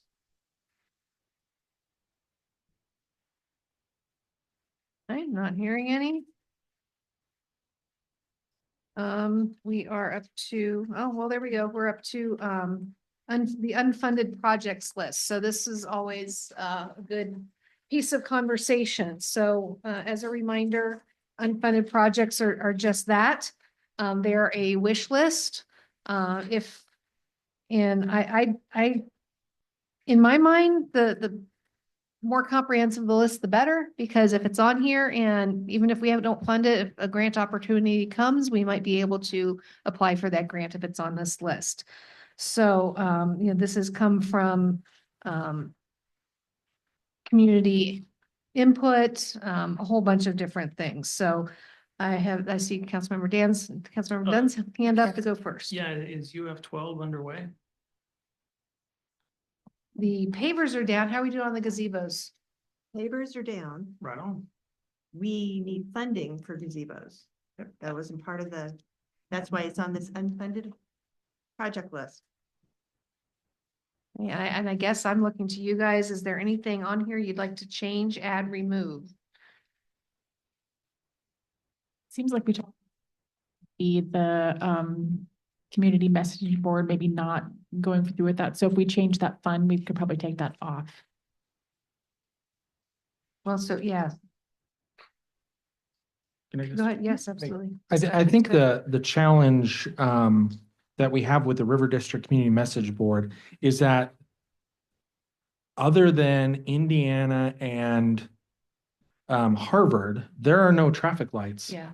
in the River District, which makes having a message board there a little more challenging because if you're not sitting at a light looking at it and you're just driving by at 40 miles an hour, you're not gonna be able to read it. So I'm wondering if either we need to, be more specific about where we want that one or take that off altogether.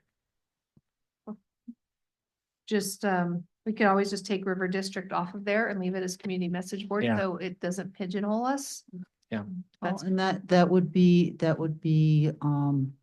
good, that could even apply to refurbishing the existing one. Right. So, Okay. yeah, absolutely can do that. okay, so let's, does that require a motion, Lisa? I'd like to suggest that Okay. we do a motion. Is there a motion to change the description on UF1 to remove River District? Do we have a motion for that? Well, can I Yes, go ahead. ask a question before we do Sure, that? absolutely. If we already have community messaging in the budget, is it unfunded? Yeah, I guess that's a good Yeah. point also. Yeah. So then if we could take it off because we kind of have the fund. So make a motion. Make a motion? Yeah, whichever one you want. I would like to make a motion to remove the River District Community Message Board from the unfunded list. Second. Okay, we have a motion, a second, further discussion. Not hearing any. All in favor of removing UF1 from the unfunded projects list, please say aye. Any opposed? All right, motion passes 7-0. That is removed. And I will just make a note for the record that I will renumber all the other Yeah. ones in this. Got it. For now, we're sticking with the current numbering. Okay, is there again, anything on here that anybody would like to add, change, remove? Councilmember Kurtz. I just had a question about the UF7, which was the splash pad, because I feel like we discussed this a couple years ago and the splash pad at Rocky Hill Park was like cost prohibitive. And so I don't know if we want to remove it or if there's still interest in having it on the list from anybody.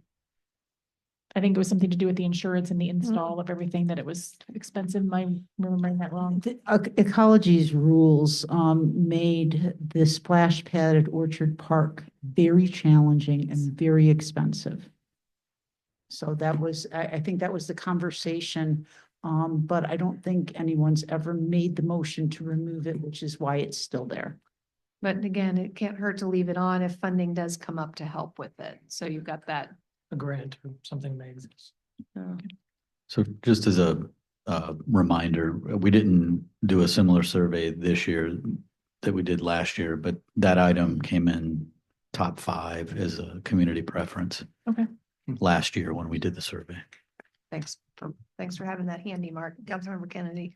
I support leaving it there because I think if anything else tells the citizens we're still on our scope. We're not sure what's going to happen Right. with funding, but at least it's something we're considering for your neighborhood. I will say this, and that's that I would hope that through the course of the comp plan update and the parks plan, the capital facilities plan, that all of these things will become maybe even a little clearer. And that we may still have some unfunded projects, but they will have been vetted through that process. And I suspect that we'll have a larger list than what we have right now. All right, anything else on this list? Can I make a suggestion? Absolutely. Oh. So this is for your consideration. Unfunded projects implies that everything on the other side of the list is a funded project, and it's not. I would suggest that we change this name to something other than unfunded projects, future needs list, potential future projects, something like that. When doing metropolitan transportation plans, we typically referred to these projects as illustrative projects, projects that we envisioned, but that we didn't necessarily hadn't identified a funding stream. Well, that certainly sounds more swanky. Yeah. Do we need a motion to change the name of the list? Is that it? I don't think so. What about, since we've added, Illustrative. since we added all of these throughout the budget, the special little projects or something, what was it called? Special Small attractive projects. attractive Yeah. projects. Yeah, small attract. All right, well, if it's okay with everybody else, we'll let Lisa noodle on the name. Yeah. But yeah, You good, name good it. point, Mark. I never thought about it that way. Large attraction. Okay, so if there's no other changes to the to be retitled unfunded projects list, we'll move on. So we're up next, we have the fleet rotation program. Lots of verbiage. Here.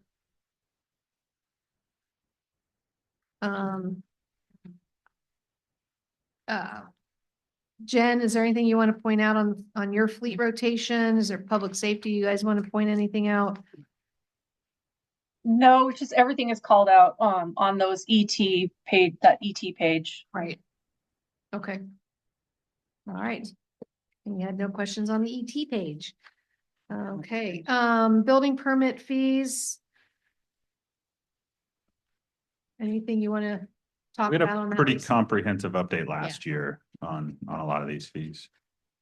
Is there any questions on building permit fees, commercial valuation? And this goes several pages. It goes 139 through. 149. Thank you. Just about there. Yep, you're 149, and then, well, and some descriptors after that. Then we get to the 2025 recreation program fee schedule. And that's, and it's a gen item. Do you guys have any questions on any of these? What page are you on? 152. 52. We've got through all the building permit stuff. So it's this one with lots of little stuff on it.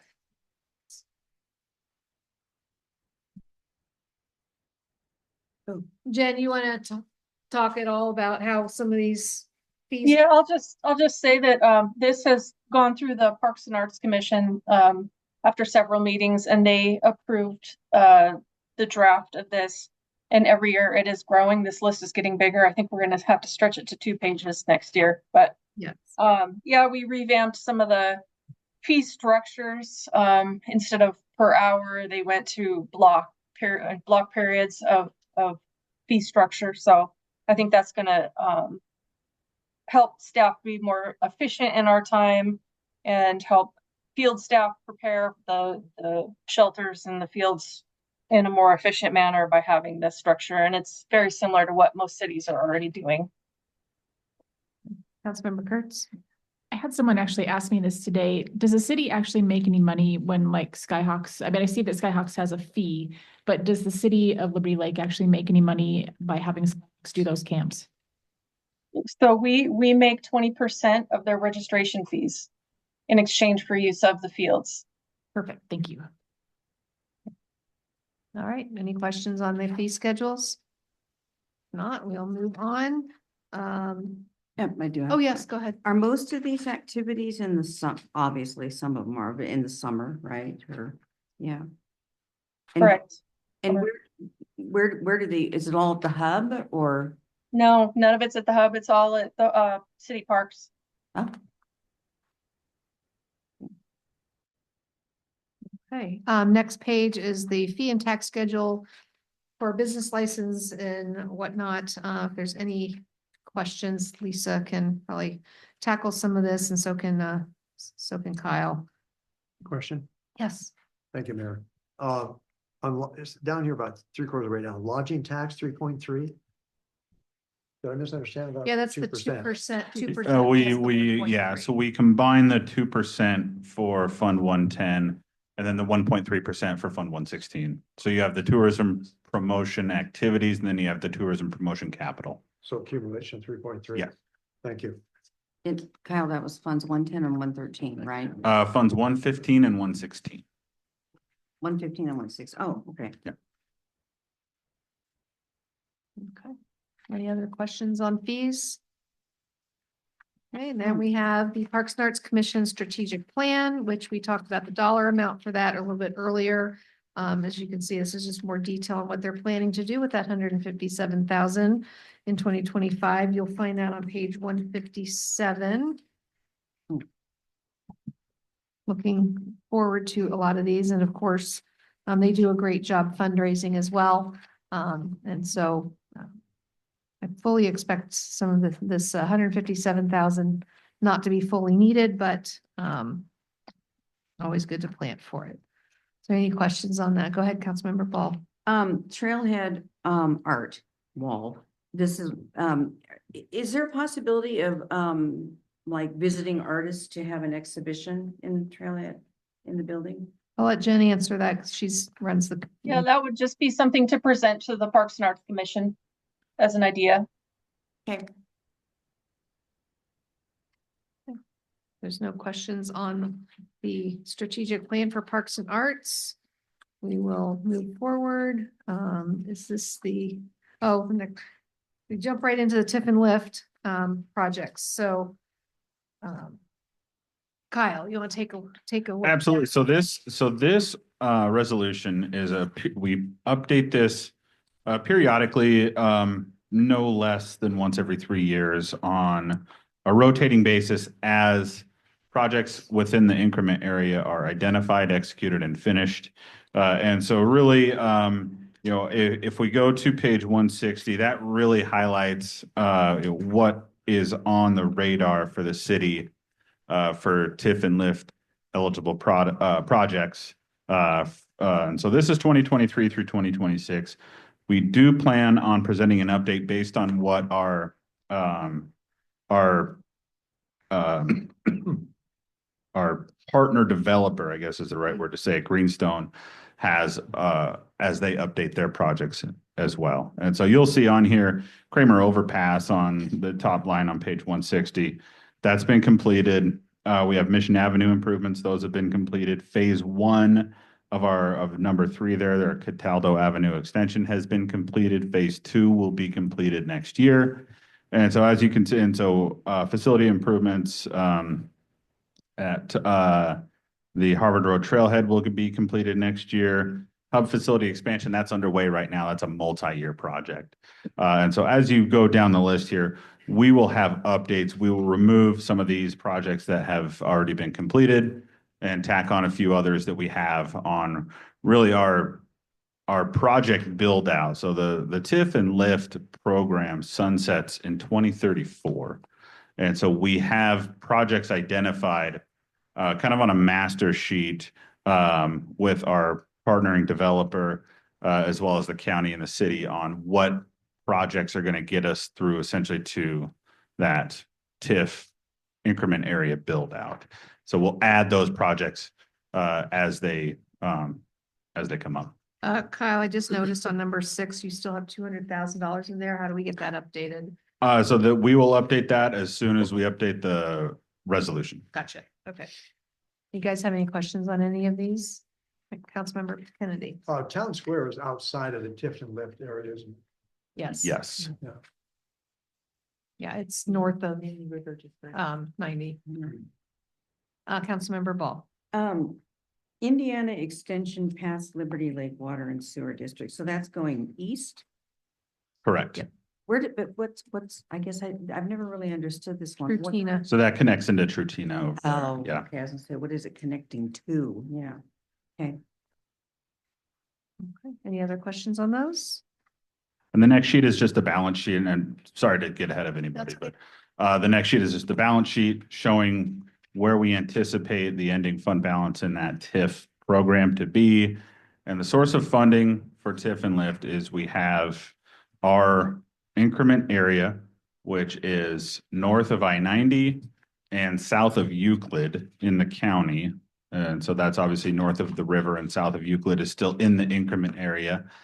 So 75% of the increase in property tax within that area is diverted to our tax increment financing program.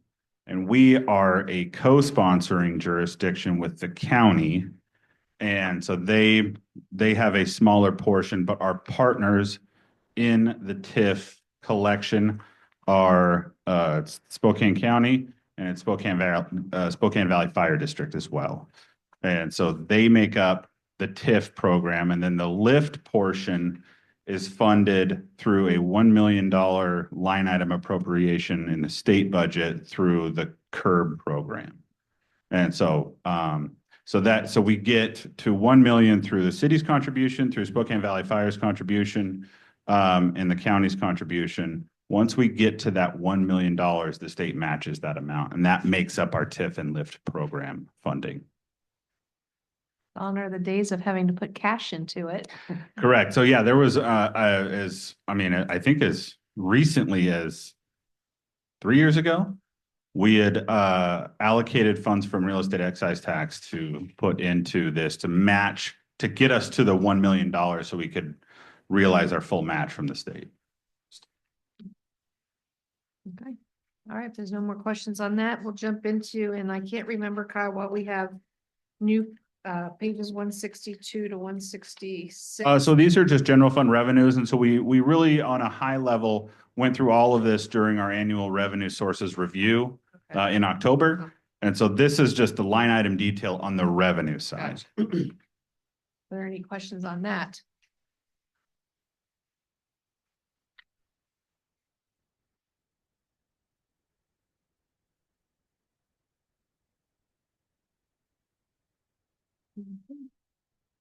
Councilmember Ball. Okay, can you explain to me how this, What page are you on? At 162, the affordable housing sales tax restricted revenue state carve out. How does that work? So we have, so we receipt, funds for affordable and supportive housing that are dedicated to that specific use. And so that is a sales tax income that we receive, as part of this affordable and supportive housing initiative.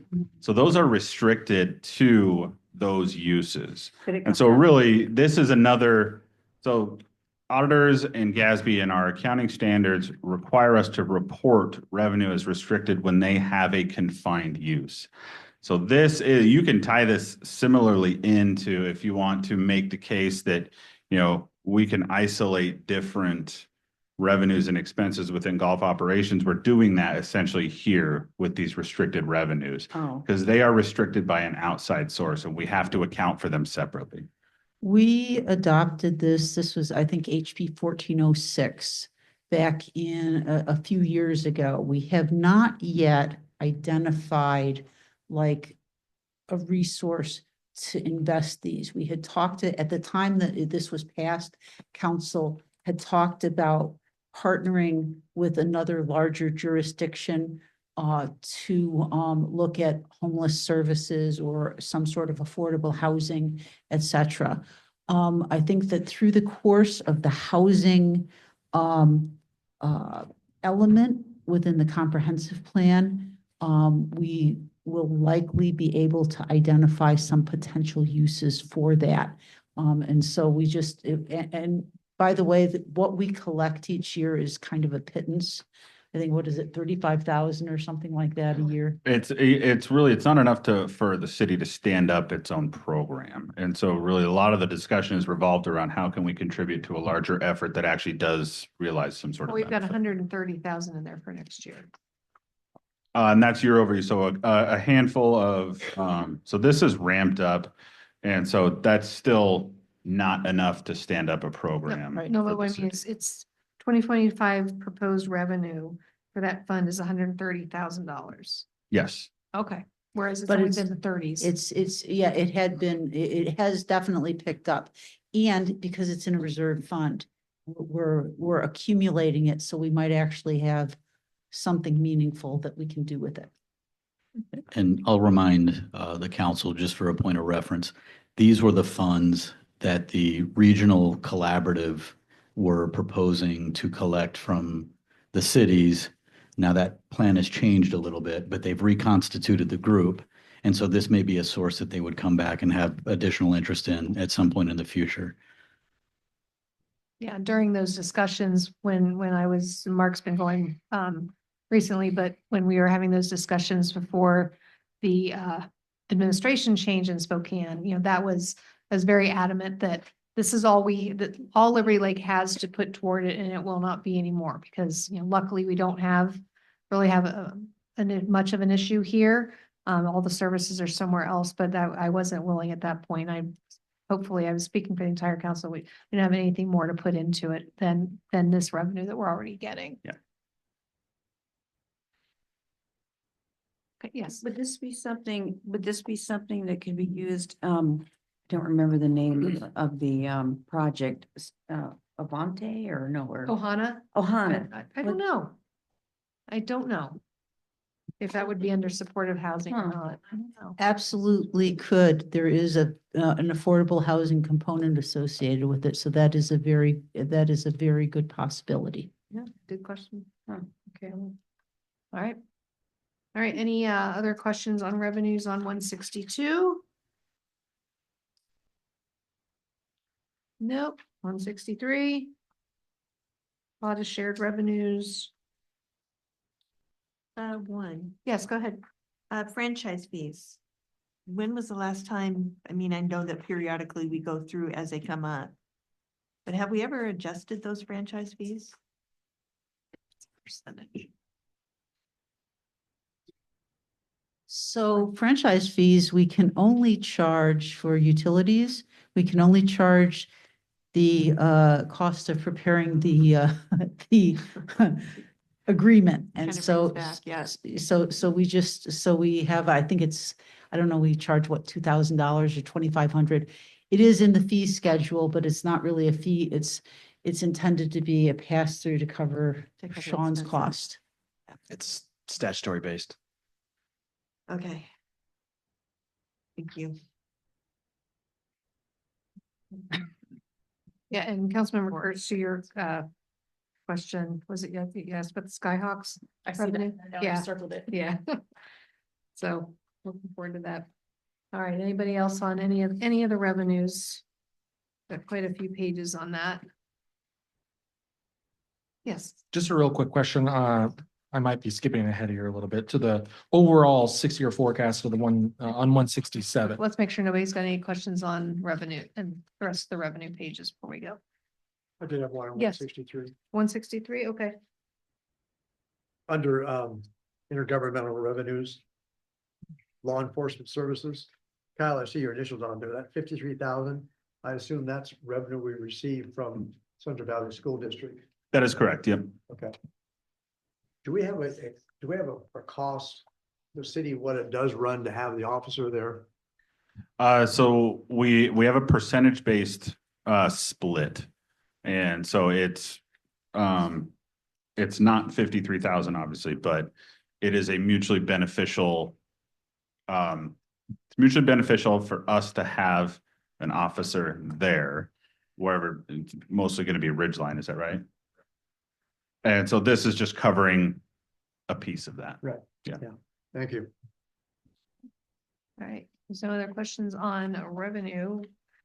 We will go to our Oh, color. I have one. Sure. Garbage, solid waste, okay, 34,000. Page. That's still 163. Okay, great. It's the fourth one from the bottom. Thanks. Okay, so that's revenue. Yes. Okay. What are they paying us for? I mean, I guess I'm not understanding what we're. So, so the current, Wear and tear on the roads. well, Okay, good enough. that's what we use it for. Yeah, The current contract stipulates that they pay us an administrative fee equal to 1% of the gross revenue. Oh. The contract extension that you all just approved boosts that percentage up to 2%. Oh. So going forward, we will be receiving 2% of the gross revenue that we're contemplating putting into the streets fund Oh. to cover maintenance on the roads caused by the garbage truck right. running down the road. Well, it makes me feel better about waste management. I'm so glad. Thank you, Mark. Aside from the fact that they're taking your garbage every week. That is a good bonus. They leave the lid open, then it rains and it's all messy. Then it's too heavy and they charge you more. Okay. 6-year forecast, Mayor Pro Tem. Just a real quick question, Kyle, on sales tax revenues. Does this include the amount that we are collecting for streets, or is that separate? Separate. So is that listed anywhere on here? So that would be under, oh no, this is general fund only. So that would be a separate. Oh, yes. Okay. Thank So you. Yeah. and so the decision was to piece those out and do general fund only as we had the conversation about capital costs. But as far as total, I mean, it looked to me, and correct me if I'm wrong, but we could probably add another 800 or 900,000 on here on sales tax revenues if we were trying to get just an overall picture. Potentially, sales taxes. yes. All right, any other questions on the 6-year forecast since we're on it? Okay. All right, and my favorite graph. This is so much less complicated than some of the ones we've had in the past, so thank you Yes. for making it a little Yep. bit more simple, Kyle. I like to keep this with me every year at the farmer's market when people start to, well, my property tax, well, okay, let me show you what your property tax goes for. And how we pay for everything else. So this is a great visual as a catalyst to have those conversations with your constituents who are asking questions. Anybody have any questions on the graph at all? Okay, and then that takes us back to priority based budgeting. Mark. So we talked a little bit about this at our last workshop, and I would encourage everybody to kind of, if you have questions now, obviously we can go through this and we can answer as many as you would like to ask. The one kind of cautionary note that I would put on it is that we do not have 2024 actuals yet, right? So there's a piece of this priority-based budget puzzle missing that will be fully filled in when we get 2024 actuals. And so I would ask you to kind of envision next year's conversation when we have a full 2024 budget with a program cost, a full 2024 actual applied to that program. Then when we're talking about 2025's, or I'm sorry, 2026 at that point, you're comparing with at least 1 year of actual to kind of support. And so what each of these program data reports shows you, as we talked about the last time, is the proposed total cost of that program. And think of the program as a delivered service or set of services. And so instead of looking at this as we've been doing for the last couple of nights, line item by line item, we're now coming up in the unit of analysis to a program, a service delivery unit, where we can say in this case, and I'm just looking now at the top one on page 172, accounts payable and receivable. That's a very, very important function that all cities perform. And in order for us to deliver that service, this is an internal service. It affects vendors, it affects folks outside of the city, but this is largely an internal service. It costs us $265,000 to provide that. It takes 1.35 FTE, and you can see the breakdown there between personnel and non-personnel. And so each of the programs is going to be laid out in that way. The one thing that I'll say is that there are programs that we're proposing in the 2025 budget. For example, the K-9 program. If you run across the program data report in this document, the total cost of that program is going to be zero because it doesn't exist in 2024, right? So that's why I'm saying look at these with somewhat of a cautionary note. But as you go through, really the missing piece and the thing that we want to bring back to you starting the first meeting in January and going forward is showing you, and maybe not every meeting, but at some cadence, whether that's monthly, quarterly, we'll figure that out, is to show you a return on the investment. The total cost of each of these programs is the investment. What is missing and has been missing from all of our reporting so far is a return on investment. And that's what this unit of analysis at the program level gives us the opportunity to show you on a regular rotating ongoing basis. And so if there are any questions about any of these programs, we'll be happy to answer them. Councilmember Spencer. Yeah, just high level, is the final score going to be mostly based on the quartile? So the quartile boundaries will be based on the composite final scores of all of the programs.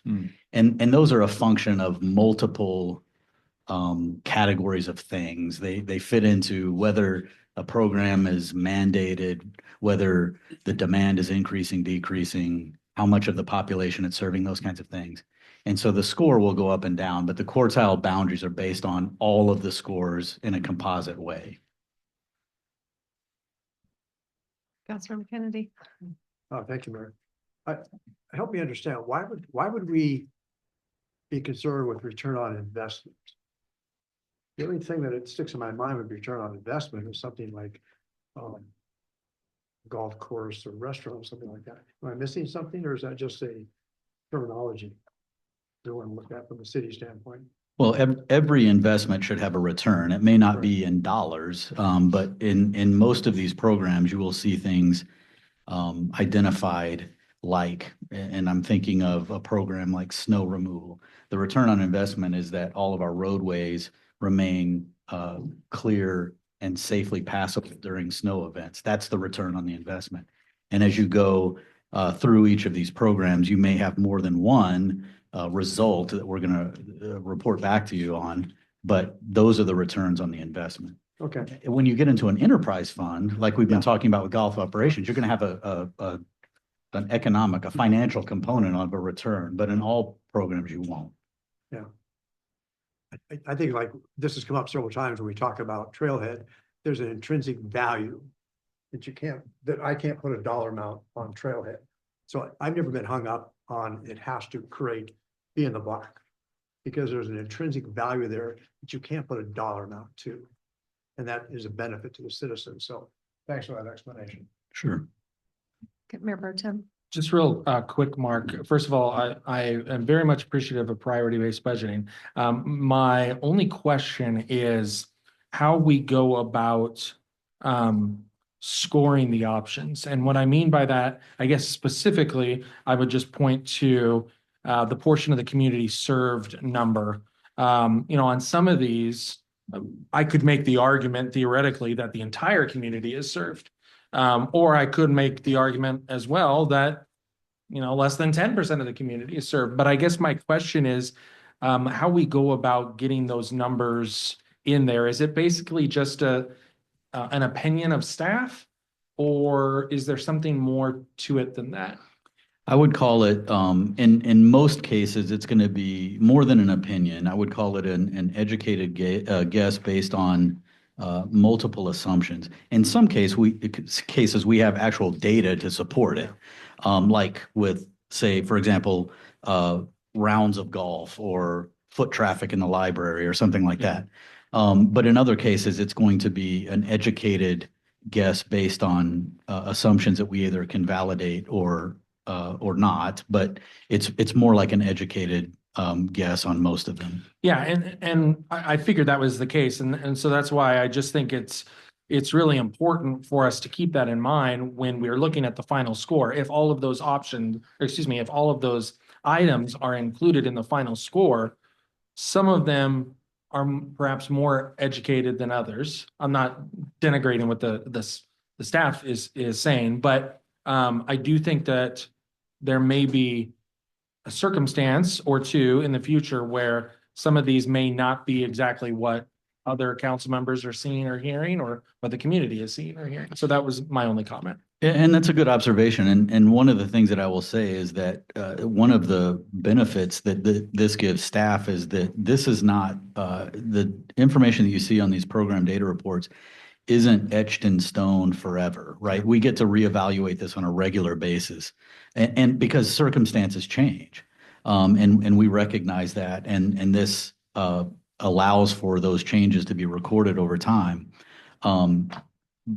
One of the things that I will say to answer that question, just kind of at a high level, one of the decisions we made very early on with that rating in particular was that we wanted to make sure that we were only focused on people that were receiving direct benefit, right? So, and there again, that's somewhat subjective, right? But we felt that we were able to quantify that in a much more confident way than just kind of this general benefit. Because you can say, you can draw all kinds of dotted lines to indirect benefit, and it gets muddy really quickly. And so we made the decision up front to make it direct benefit. Any other questions, comments on the priority-based budgeting section? I think we have enough. Yeah. So just going back to this idea, the quartile and the final score, I'm just trying to understand how we are supposed to interpret these scores. Is the quartile essentially telling us whether that program is currently aligned? And so if it says more aligned, that we are getting close to the mark as far as what the community expects, and then looking at that final score, that's why I asked, is there a correlation between those two? Because more aligned and 62.5% seem similar to me in the way that's described.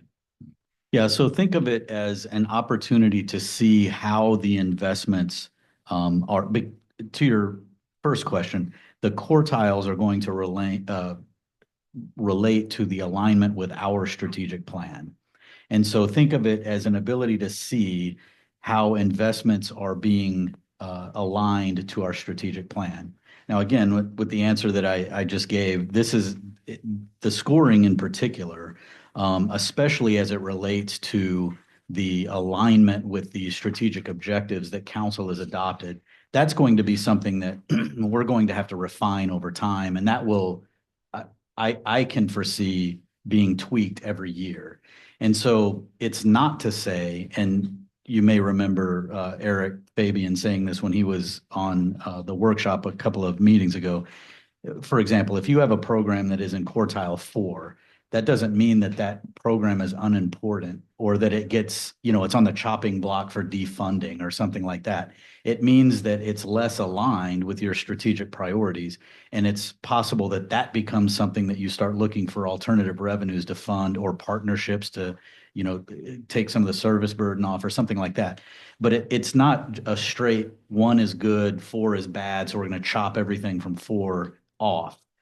It just is another way to show not only the council, but the community, we're investing in the things that we say, relatively speaking, are our highest priorities. And there are some things, frankly, and I think we could probably go through and show you a couple of them here that will wind up in quartile 4 that you can't get rid of because they're mandated.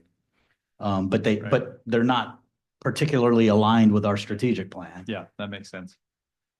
So just to follow up to that. So let's say we go to page 182, PBB 13, community engagement, and it says we're more aligned in the quartile, but out of 100, we're at 44.12. So does the more aligned mean that the current structure of that program is more aligned, or that the goal of that program is more aligned? Really what it means is that on all of those rating categories, and you can see going from top, right, change in demand, it's on the increase. What that means is demand for engagement is going up. Is it mandated? No, it's a self-mandate. We do have an ordinance creating the commission, but it's not state or federal mandated. Portion of the community being served, we're saying less than 10%, because now that is one of those things that as we see more participation, that you could see that going up. But right now we're saying that's less than 10. Cost recovery, no.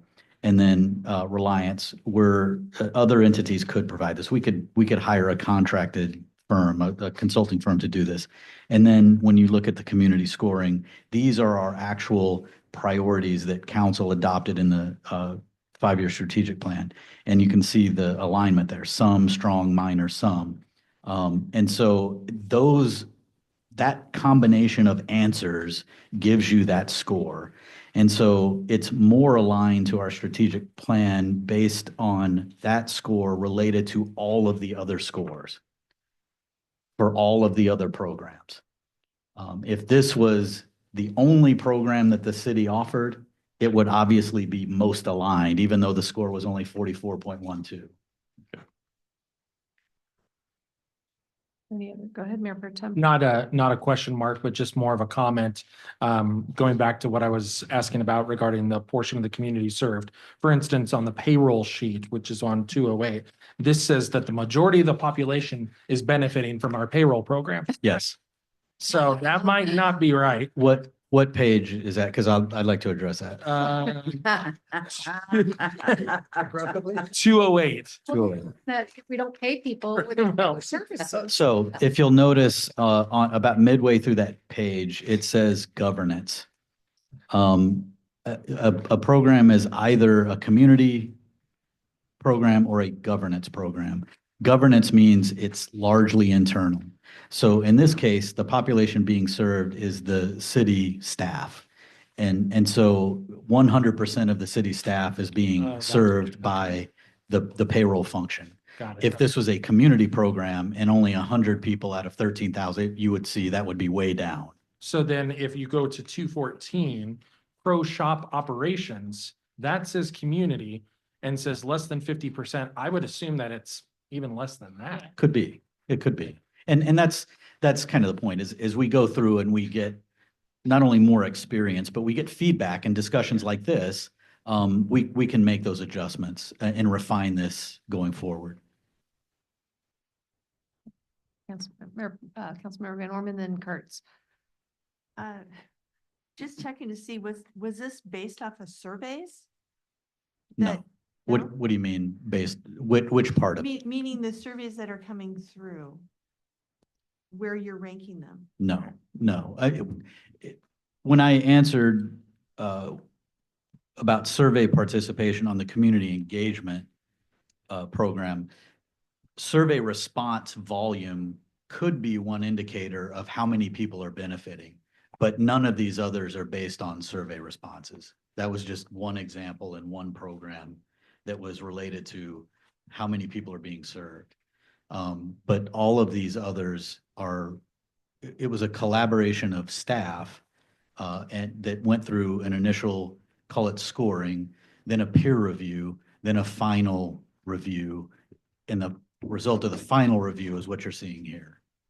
Well, you're trying to teach an old dog here, so I'm, this is all new. Well, and that's why we didn't want to throw this out without having the line item budget be the leader this year, because this is a transition. We understand that. It's as much of a change management issue as it is a best budget practice. And so we want to, we want to lead you through that, not drag you through it, if that makes sense. Real quick, before we go to Councilmember Kurtz, we're running up on time and we also have citizen comments period. So do we have a motion to extend by a few minutes? Motion to extend to 9:05, 9:10, 9:10. But just a clarification, are we allowed to extend a special meeting? It was my understanding we are not. The answer is no, from the standpoint of being specific, but Motion withdrawn. So speak quickly, quick answer, and then I'll go to citizen comment. What is BPA? Say again. BPA. Oh, BPA, Basic program attributes. thank you. Basic program attributes. Okay. All right, with that, I will go to citizen comments. So if there's anybody here in chambers who would like to make a citizen comment, please let us know. If there's anybody online, please shoot a note to our meeting host in the chat function and we'll take your comment. Do we have anybody? Nobody online? Is there anybody in chambers? All right, not hearing any, and so we will adjourn with 4 minutes to spare. Thanks, everybody.